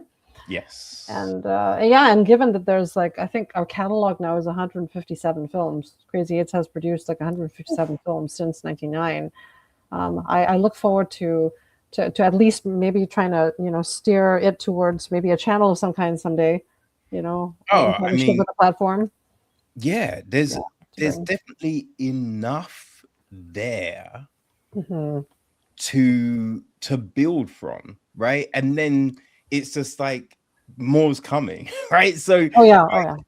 you know what I mean? Definitely there is plenty. Like, I think, yeah, I think when you look at what could be there, right? Because people love, oh, was it the director's chair? Is it the director's chair? Women in the director's chair, Yes, or yeah, yeah, yes. that's it. So they love things like that, right? Yeah. So it's just when you think about, right, this whole Crazy 8 infrastructure and everything you put in place, the mentorship and all of these things. So the possibilities for conversations, right? So you can screen the films, but then you can have this subset of other information that is there.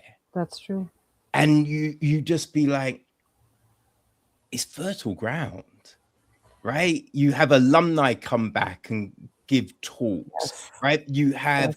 like the line producers, you have the cinematographers, you have just all of these people that can then talk on what this is and give that guidance and stuff like that. And because, you know, every time I talk to someone about their film, the journey to that, you know what I mean, cut, always different. Yes, Always different. So it's you can talk to 100 producers, 100 directors, 100 writers, and you're gonna get a different story every single time. So yes. it just means that whatever platform has the sense to kind of partner up with you, there is so much there. It's incredible. That is definitely the hope. And for sure, you know, like if you look at, you know, Rain Dance, for example, or something like that, right? It's like it's been able to expand Mm. itself and all its capacity. And what I like is that I like, you know, back in the day when people bought DVD box sets, you know, with I was one of the people that actually bought them because I really wanted to listen to all the BTS stuff, Oh my the god, yeah, BTS the direct narration. commentary, just all of this stuff, Oh, the making of documentaries is just yes, ah. that was, you know, that was why I bought all that, because you Mm. weren't always able to access it, Oh, you know, yeah, and unless you. you would wait. When they release the DVD and you're just like, "Wait, where's it? There's no BTS on this? Yeah. I'll wait until they release the one with the stuff." Yes, exactly. And if it wasn't, if it was too niche of a film, and they were never going to do it right, then I always felt a little let down. You know, it's like, oh, I guess Mm. they're not going to come out with a version that has all of that. You know, or it's like, oh, they only have the director's commentary, just one. You know, like not going to have. I know, right? So yeah, yeah. But you're right. Like there's so much that could be done with it, and it's and again, you know, like I don't feel that as a pressure of any kind. I just feel it as that's very exciting, and I would love to be part of that, right, and to help take it there, Mm. you know, as it were. And it's really because, as you know, the industry around the world, you know, like the it's, big shakeups Yeah. everywhere. So certainly distribution models are changing, are shifting, funding models are shifting. So it's about, in a sense, not really being afraid of it, but just seeing what's there now and how to navigate that and how to help people navigate that. You know, like for the first time this year, we had language around AI in terms of our Yeah. submissions and things like that, for example, right? So, and something which I feel some folks might not realize is that all extant copyright law, as far as I know, and as far as our legal is concerned, is predicated on human creation, Mm. and the onus would be on you to prove that the majority of a product is Yeah. exactly, and so on and so on, you know. So if you put it in terms that I feel filmmakers can understand, you know, it's like, you know, you have to prove that this is your IP. Mm-hmm. Then that kind of makes them go, oh, okay, you know, like I think I understand what you're talking about now. And I'm like, yes, that's really what we're talking about. Okay. We're not pro or anti AI that in that sense, right? We're just looking at the landscape right now, and it's like, well, until copyright law changes, Mm-hmm. it is Yeah. what it is, you Oh, know, for sure. and so on and so on. So yeah, so in that way as well, Crazy8s understands that you know, like there's some thought leadership there, and we really need to yeah, you know, like move with the times, but in Mm. a mindful kind of way, and also with the goal of preparing people for what things are like now and what things will probably be like once they get out there, right? So Yeah. yeah, No, it's yeah, I mean, you've definitely filled of dreamed it.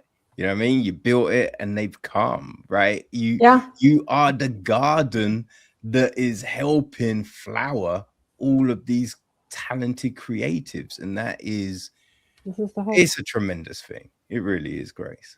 That's the hope, and yeah, like and thank you for the conversation because we ended up talking about about all kinds of things, and it was a lot of fun. It's a lot of fun. I'm glad you enjoyed it. I'm glad you enjoyed it because as I said, like I've just hearing about Crazy8s, and it was just fascinating. It was just fascinating that there was this thing and just like how it worked and everything like that. And then seeing Jessica's films, right? Mm, Seeing what Ed does. So you know the talent, right? You know the quality. And I can't remember all the minutiae and the main detail, but I remember Jessica saying that the infrastructure that was in place was so helpful because I think there was one of the scenes where they're in the factory and everyone's there, and she, I think, didn't have a location. I think it might have been, and so the mentor or whoever like helped find something that worked, or it was either that or it was just a transition from one scene to the other. But I know she was just like, it was invaluable, right? The help that you guys gave was invaluable. So it's just like when you see the end product, Hellmark is fantastic. It's so good, right? So it's just like this thing, it's not just lip service, right? It's not just that boys club of letting certain people through and rise, but not everyone else, right? The swathe of diverse voices that are coming through is so important, right? Because it's one of those things that when you look at films from all over the world, you look at films from people from all different backgrounds, there's this unique flavor to it, right? Everything's got a little different swagger. Everything's got a little different, and it's so refreshing because you've been used to this stodgy way of doing things, and it's fine. We've seen some great stuff, but we've seen a lot of stuff that is very, very similar, right? So it's when you then mix in these different herbs and spices that you're like, oh, I like that. I like that twang. That's good, you know? I totally agree with you, and I feel sometimes people just don't.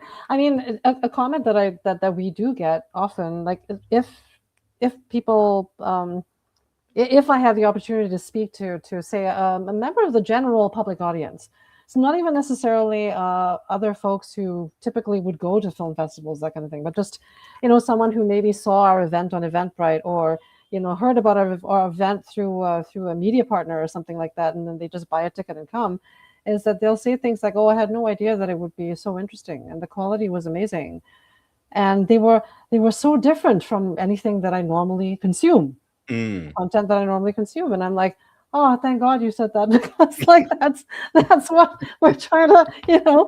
And then I'm like, yeah, so your average film festival in town will have more of this, right? Or and I'll try and point them to like Dust or Alter or like some of those platforms and say, well, there's more of that stuff on there. And yeah, so it's spreading the holy word, but we all do our best, right? And sometimes people don't know until they see it. And it's like Yeah. what you said, right? They have to actually have the product in front of them before they go, oh, I didn't know that that artsy things could be so fun or so cool or so interesting.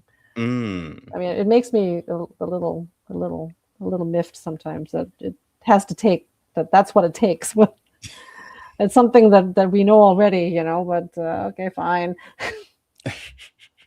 But I think when people like hear you talk about all of this, because there's a passion in the way you talk about it, right? It's, you wouldn't think that, well, Grace is bored.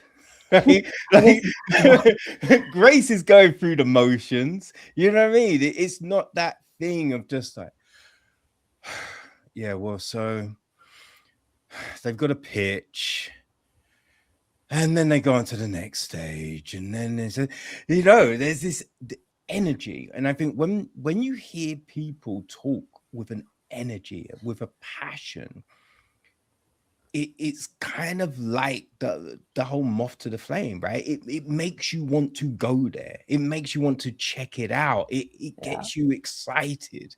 So it's just like, you know what I mean? I think the more people hear about it, the more people they hear from the thing talk about it. Yeah, I mean, I think that's the thing, right? That's the spark that will keep this flame burning and have it burning brighter and brighter every single year. That is definitely the hope, and we have we're trying to develop like a healthy internship program as well, like from the schools and that, so that because no one lasts forever in any role, you know what I mean? So you got to keep that going, keep that pipeline going as well, from the perspective of staff for the program, and future leadership perhaps for the program. Where's all that going to come from, right? So we have to bear that in mind too. Yeah. And it's leadership and people coming through with an openness, right? Because I think Lou is great, right? And he's let me help with the film selections and that kind of process a few times. And it's like, you always have to remember, just because something isn't for you doesn't mean it's not for everyone. Right? So it's just like, you can look at something and go, I don't know about this, right? But you go,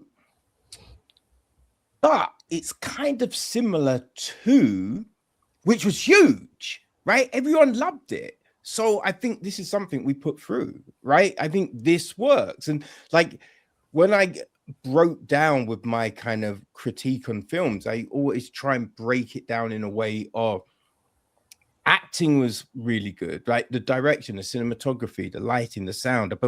So you aggregate all of these different things, right? So it's kind of like, okay, if this didn't work for you, but these things, these elements were really good, right? They really nailed it on these kind of things to try and give this fairness of it, because I don't want my tastes to be the thing that stops someone being able to, you know what I mean, live their dream. Totally. And you've actually hit on a point which I think is really important to our organization. There are two separate juries that essentially filter, if you like the submissions every year, and one is geared towards more just like a recorded product, if you like, right? Or something that's that's not live, happening in the moment. It's the video pitch jury with the script sample, and then you've got the live pitch jury where everyone has to submit a one-pager, but they have to pitch live, and it's primarily a verbal pitch.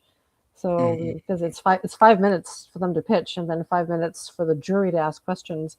So it's really important to us to get a diversity of opinions on each jury, but also really important to get jurors who are not stuck on their little soapbox island, Yeah. you know, and unwilling to come off of it, right? It's like you need people that you feel that you know are able to discourse, to have, you know, engage in healthy discourse, you know, so that you can get what we arrive at the end of the day, right? Which are, you know, 6 distinct voices that have arrived at this stage because of, you know, on the strengths of their scripts, on the strengths of their pitches, that kind of thing. But it's not just reliant on any one single of those things. It's like reliant on like many things. Yeah. And another interesting thing, which just sidebarring off of that, is a lot of people are like, well, but it's a really great project, you know. And I'm just like, well, yes, that may be the case, but did you pitch it well? How well did you pitch it? And it's a hard pill for many people to swallow, that they would have to pitch at all, even to get anything made, sure. Yeah. or let alone pitch well. And I'm like, well, but that is actually the reality of the industry, of our industry. Very often, if you don't pitch well enough, or pitch in the right way, or pitch to the right people, then it might not get made.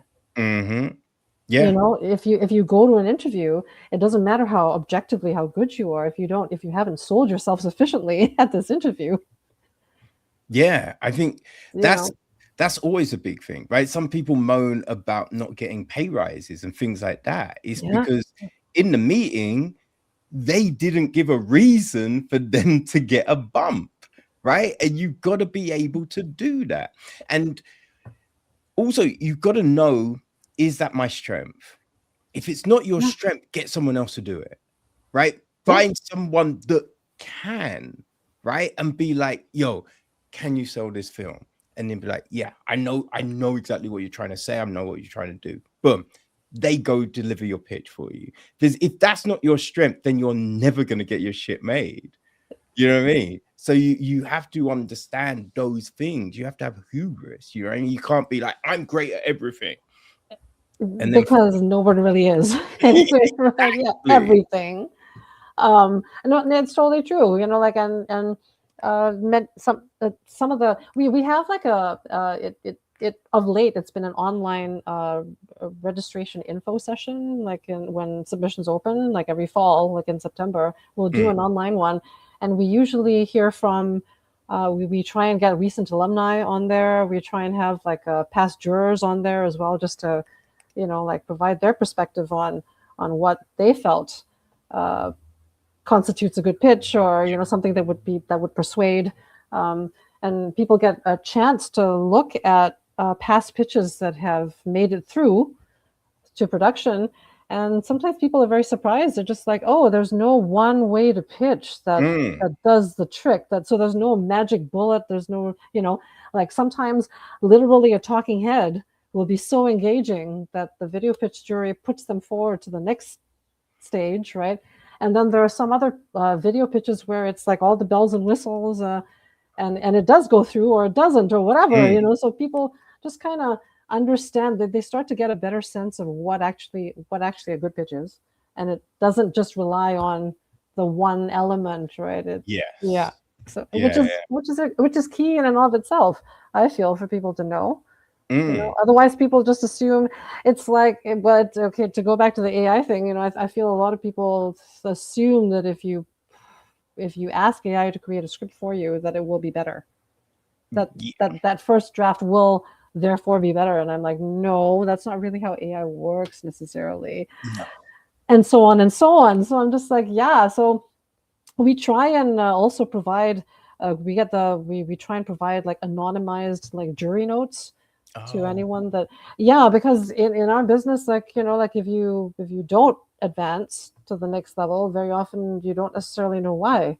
Yes. Yeah. Yeah. You're Yeah. not given any kind of feedback, good or bad, or otherwise. So just even feedback alone is already uh, pretty important, I feel. And Oh, yeah. No, that's gonna yeah, be huge, right? That yeah. even if you're one of the people that submit in that first round and you Mm, don't get through, just mm. going through that process is huge. You know what I mean? I So, feel like, so, yeah. hitting any of these steps is gonna be so valuable to your evolution as a creative, you know? So the fact that you're supplying feedback is so great.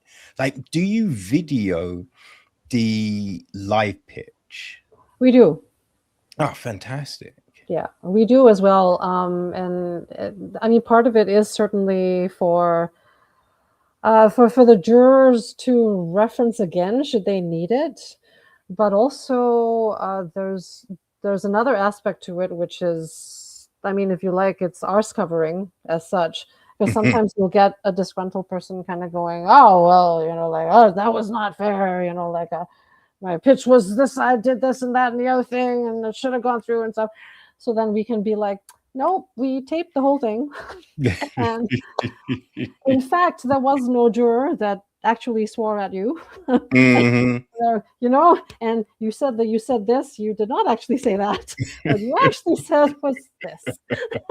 It's like, sometimes, and sometimes we'll get people going, oh, well, that wasn't fair because there wasn't, because I have a blue head and purple spots on my face, and there wasn't anyone else on the jury with the blue head with purple spots, and that's why I didn't get selected. And then we're kind of like, no, actually, one of the jurors did have a blue head, and another juror had purple spots. So you can't really say, yeah, that nobody understood where you were coming from exactly, Yeah, because there were yeah. some Your people that your did. pitch was just bad. That was it. I mean, we try not to say that exactly, but you just sometimes have to be like, well, if that's what you're going to resort to, we'll just point out that the emperor has no clothes. Yeah. Ah! Yeah. Oh no, I think it's valuable in the respect that, yeah, you have to cover yourself with this Yeah, stuff. But I think also though, it's a useful thing for, like, say, like, you know what I mean? The six that get through, yeah, because firstly, they're able to see their entire process, but it's mm, also like kind of fun BTS, it is. right? Because it's Yeah, that complete story. And it's like going from someone who maybe they were a little hesitant at the beginning to then at the end, right? oh And yeah, now they're this completely different thing just in the space of this, you know what I mean, competition, right? That yeah. it's helped them grow so much, right? And you'll be able to see that with these type of things.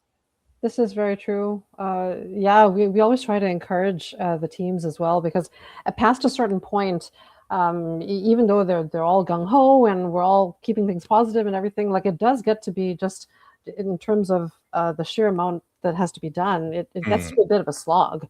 You yeah. know what I mean? It's a bit of a slog. It's a marathon, right? It's a big marathon, and like, we always try to say, hey, like, look where you were just 2 weeks ago, just 2 weeks ago, just a week Mm, ago.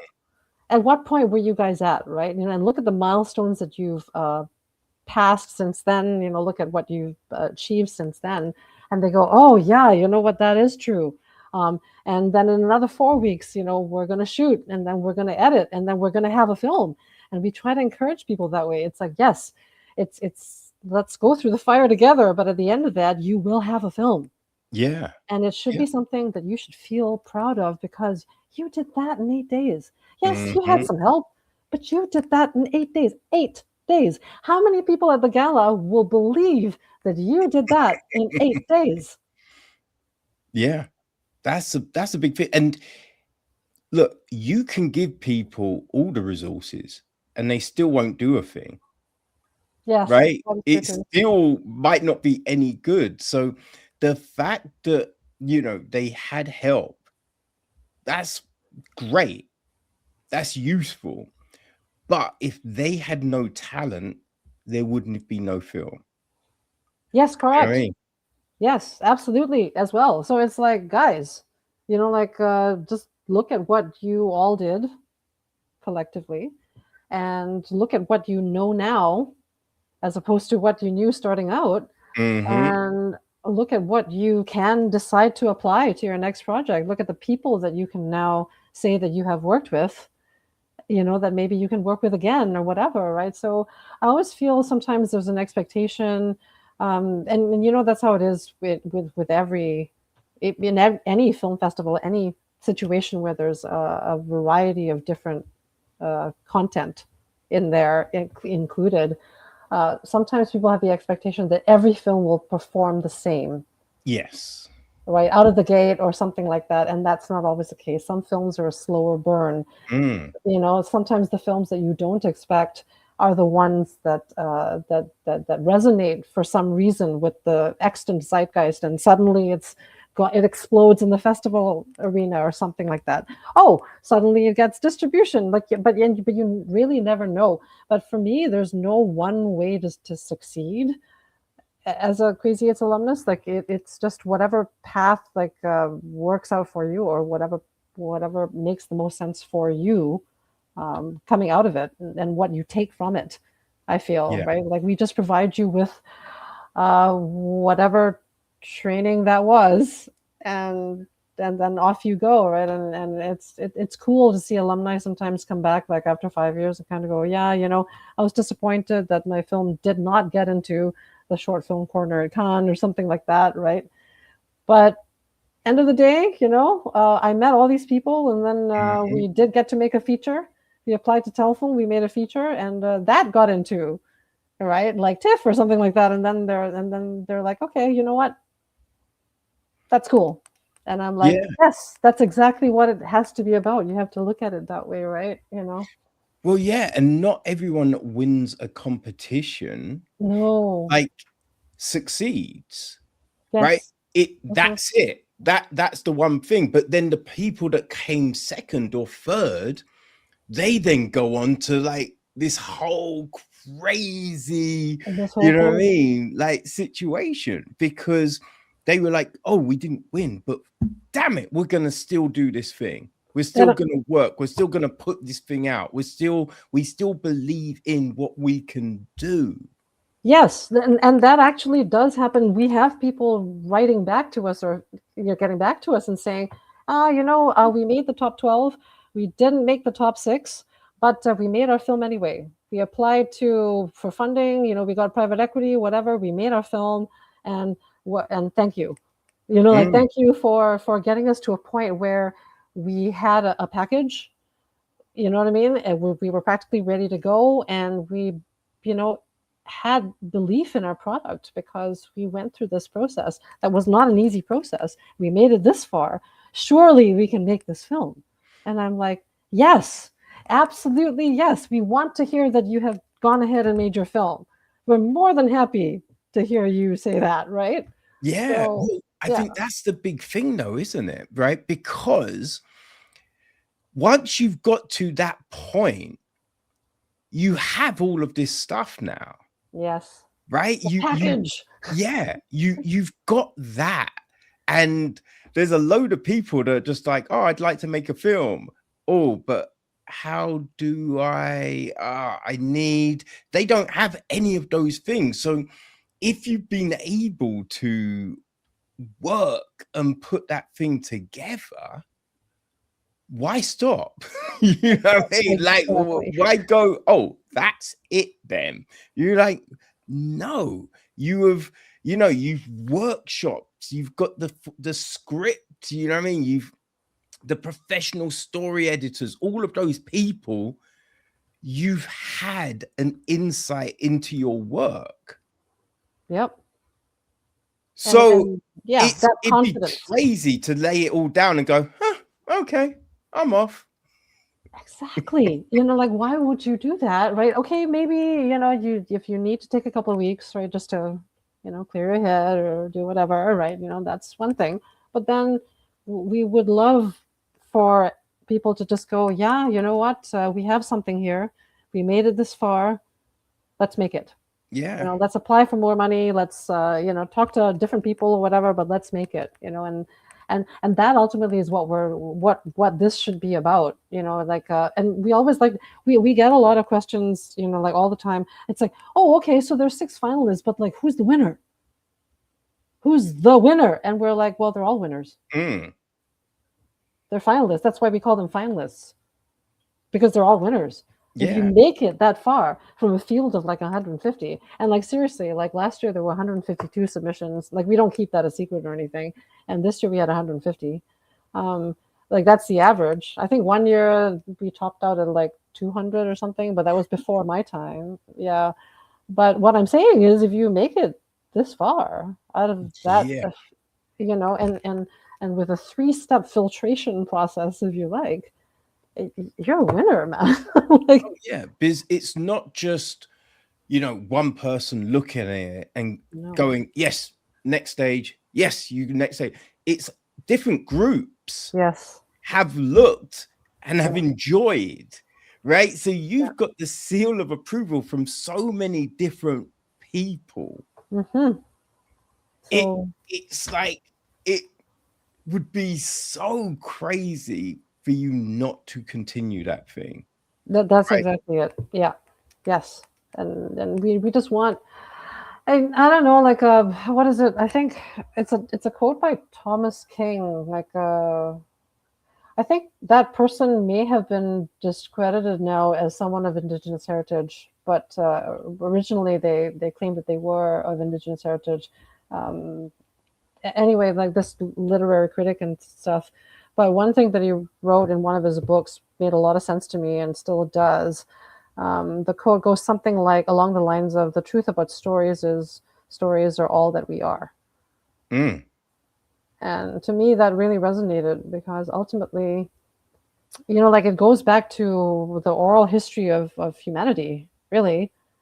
Before we even wrote anything down or drew anything, we probably communicated things somehow, Yeah.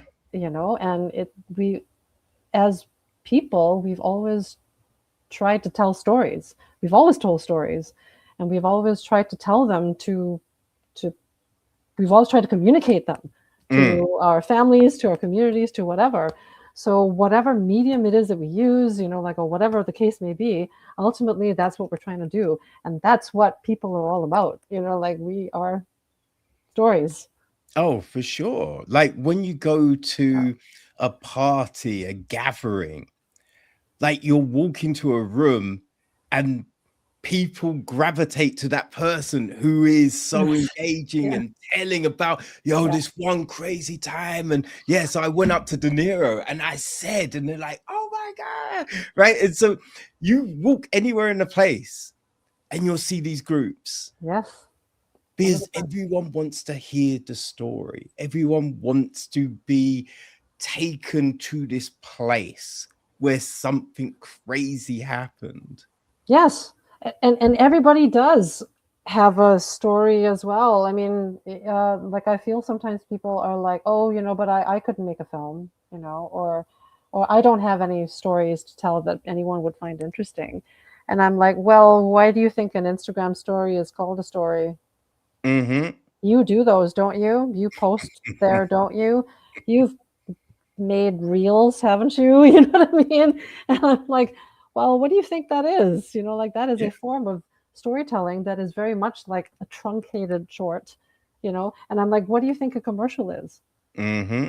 What do you think?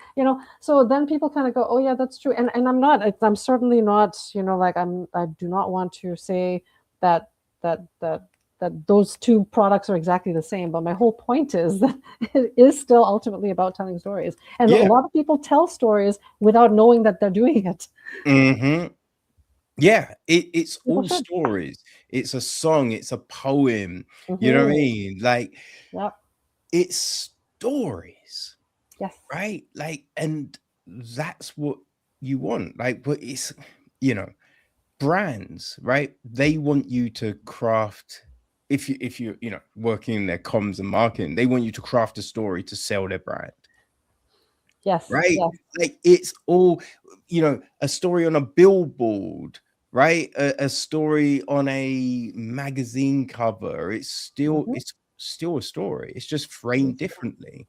That's exactly it. And this is really just, you know, my way, like often when I'm talking to people, my way of trying to break down those preconceptions that they might have about them not being able to tell a story that anyone will be interested in, and them not being able to like make a film or whatever it is. I'm like, no, just think about it. Just think about it for a second. You know, it's like it Mhm. might not be as different or as far away from something that you already do than you might think. And so just try and encourage people to get there past their own mental barriers, maybe, you know, is really important to me, because it, like I you know, participated on a few other, or even listened in on a lot of panels and stuff, and one realizes over time, you know, like I realized my own privilege in terms of, you know, like if I have to pay $40 to enter a contest or something like that, that might not be a barrier to me, but it might be to someone else, Mm. you know, or just because I'm a single mom, or you know, something like that, you know what I'm saying. So that just really opened my mind to the many different ways that there could be barriers to Yes. creativity, or to putting our stories out there. And I was like, oh yeah, and that's true, there are a lot of people that might not feel that they can tell a story in this way, or that they have anything that would be interesting to anyone. And I'm like, no, no, no, no, no, no, try, Oh, just for sure. try. And there's, when you think about all the films, right? If Richard Linklater, you Hmm. sitting to him by a bar and he's like, yo, I want to make a film about two people that meet on a train and then just walk around the town, he'd be like, yeah, fuck off. Yeah. Richard, I want to watch that. That sounds so lame. That Yeah. sounds so lame. And it was three incredible films. It's one You of know my what I yeah, mean? of all time, of all time. Yeah. Oh my God. They, some of my favorite things, because it was I felt it was capturing the actual nuance of an actual relationship, Yes. right? Of people and the conversation in a way where it's like in the second film when he's just like, "Oh, yeah, and we made love in the grave," and she's like, we did not. And he's like, yes, we did. And it's just that, how two people can remember back to a situation and have completely different takes on the situation, Yep. right? It's just that bit. And then in the third film, and Julie Uh, Delpy's just like, oh, you like her, do you? I'm too old and I'm saggy, and I'm just like, but, and it's just like, oh shit, they're getting to the realness of this, yep. right? And that is, ah, it is so great, right? It's when the two young kids are at the table and she's just like, oh, you know what? You don't want to get married because you're gonna hate the person, and blah, blah, blah, and it's just all gonna fall apart. You're just, it's so funny, but they're having real conversations. Yes. And I also like the way that it ended. Do you know what I Mm, mean? It's like the way the last film ended. yes. You know, like it. Yeah, it like it. And I mean, incidentally, like I remember when Eyes Wide Shut came out. Mm, You know, Kubrick's Eyes Wide Shut, and I think almost the last, or maybe it is literally the last word, is like, you know, we should fuck. The like the last thing that, you know, Nicole Kidman's character says to the Tom Cruise's character, her husband, because Tom Cruise goes, you know, like, well, what should we do now? And she goes, well, I think we should fuck. Yeah, and I can remember just thinking, oh wow, you know, like that. Okay, then, you know, like what a mm, great way to end a film, and also in a way like pretty damn realistic. It's like, well, you know, yeah. that's all we can do. Like, well, what else do you want to do? And I'm just like, okay, all I know is, you know, like I kept thinking about that ending for ages, like in the same way that I kept thinking about the ending to the third film, right? Is it like a before sunrise, Before before midnight. sunset? Yes, and before, but yes. And I'm just like, oh yeah, you know, like anyway, we could, Yeah, because it was kind of like, look, even though I might hate you sometimes, I still love you. yeah, exactly. And I thought That's so real. And totally. And end of the day, it really underscored for me that it's a decision. Like really, what really matters is the decision that you make. Do we move forward as Mm-hmm. as together from this, or do we not? Yeah. Right? End of the day, like that was the impression that I got anyway from that ending, was like, do we or do we not? Right? And what decision? So ultimately it becomes that. Yeah. Yeah. It's a choice, right? It's, you know, because it's that thing, right?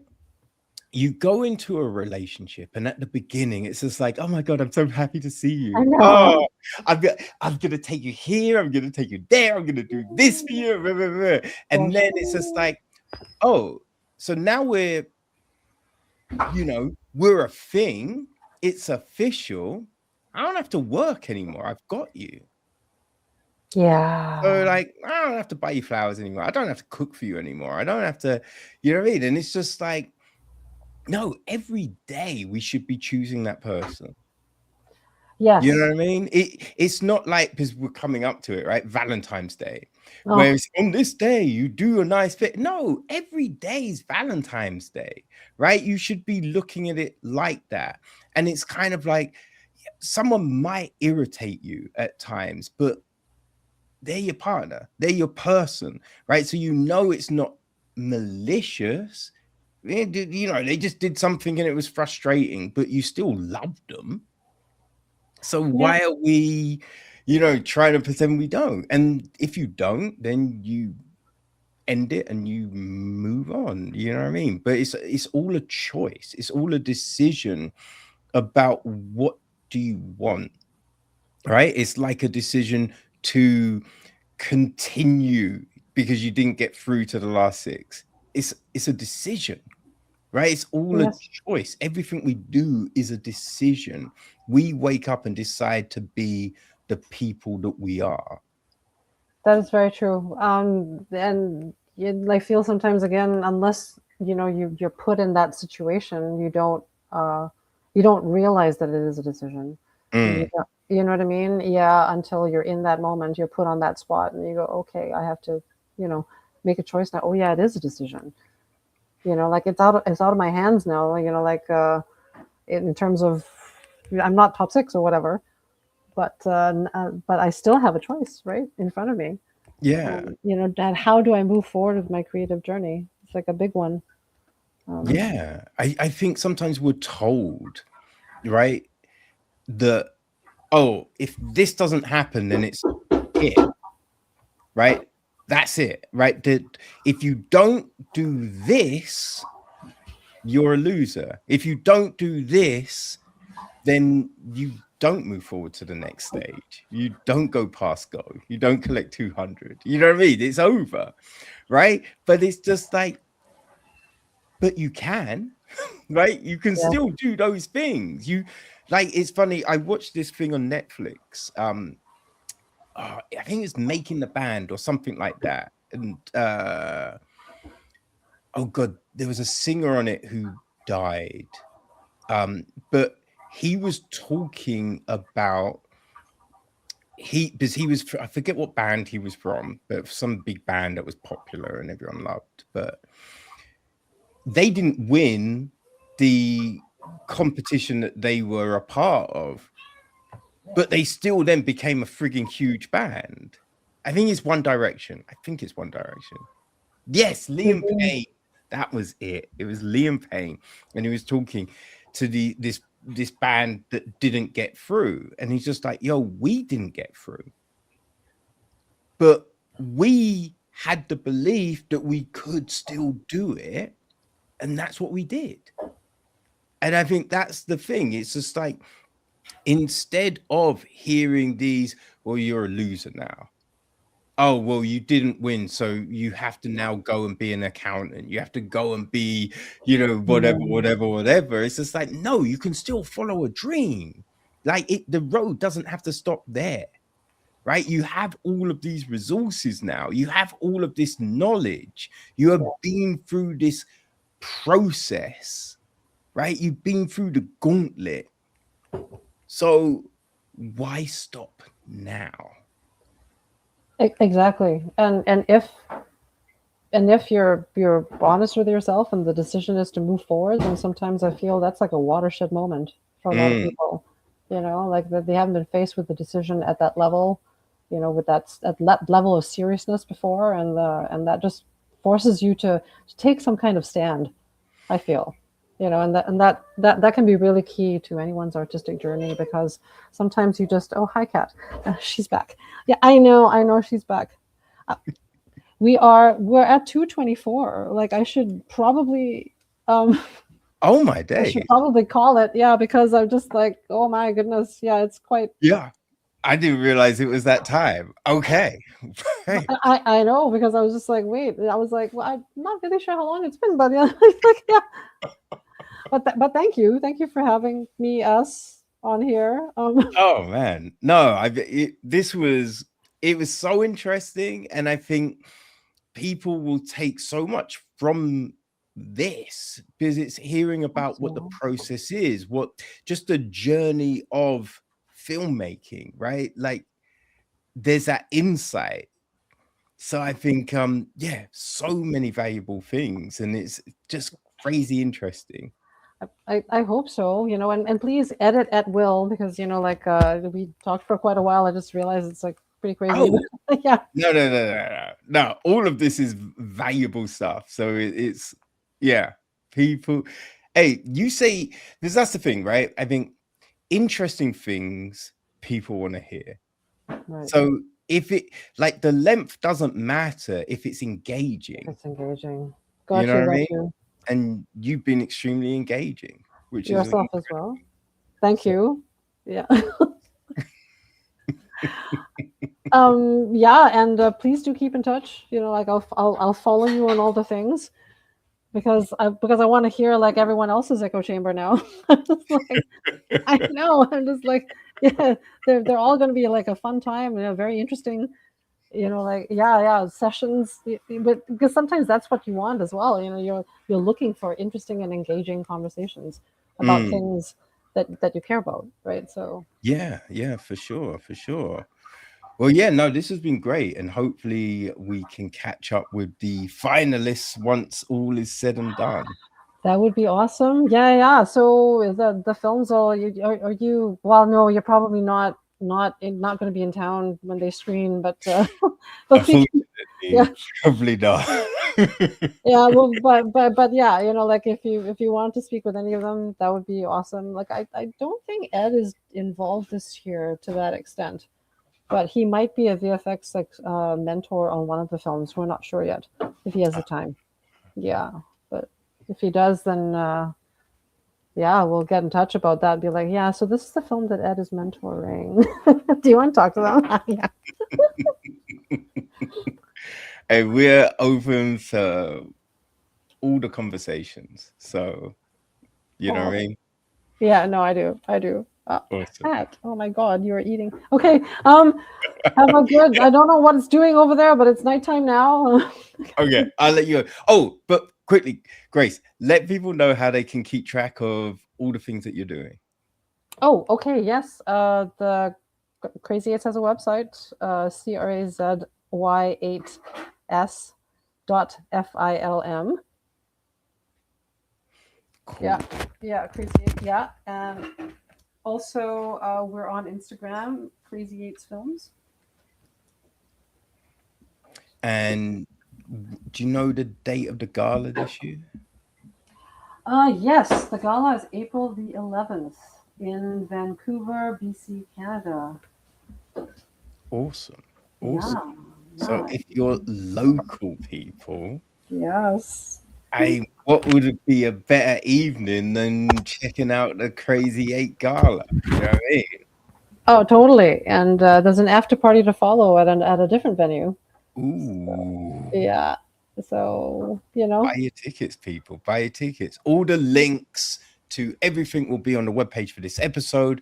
So go check out the Crazy8s, because, hey, this is the bedrock of talent, man. This is where it all blossoms from. So you definitely want to check it out.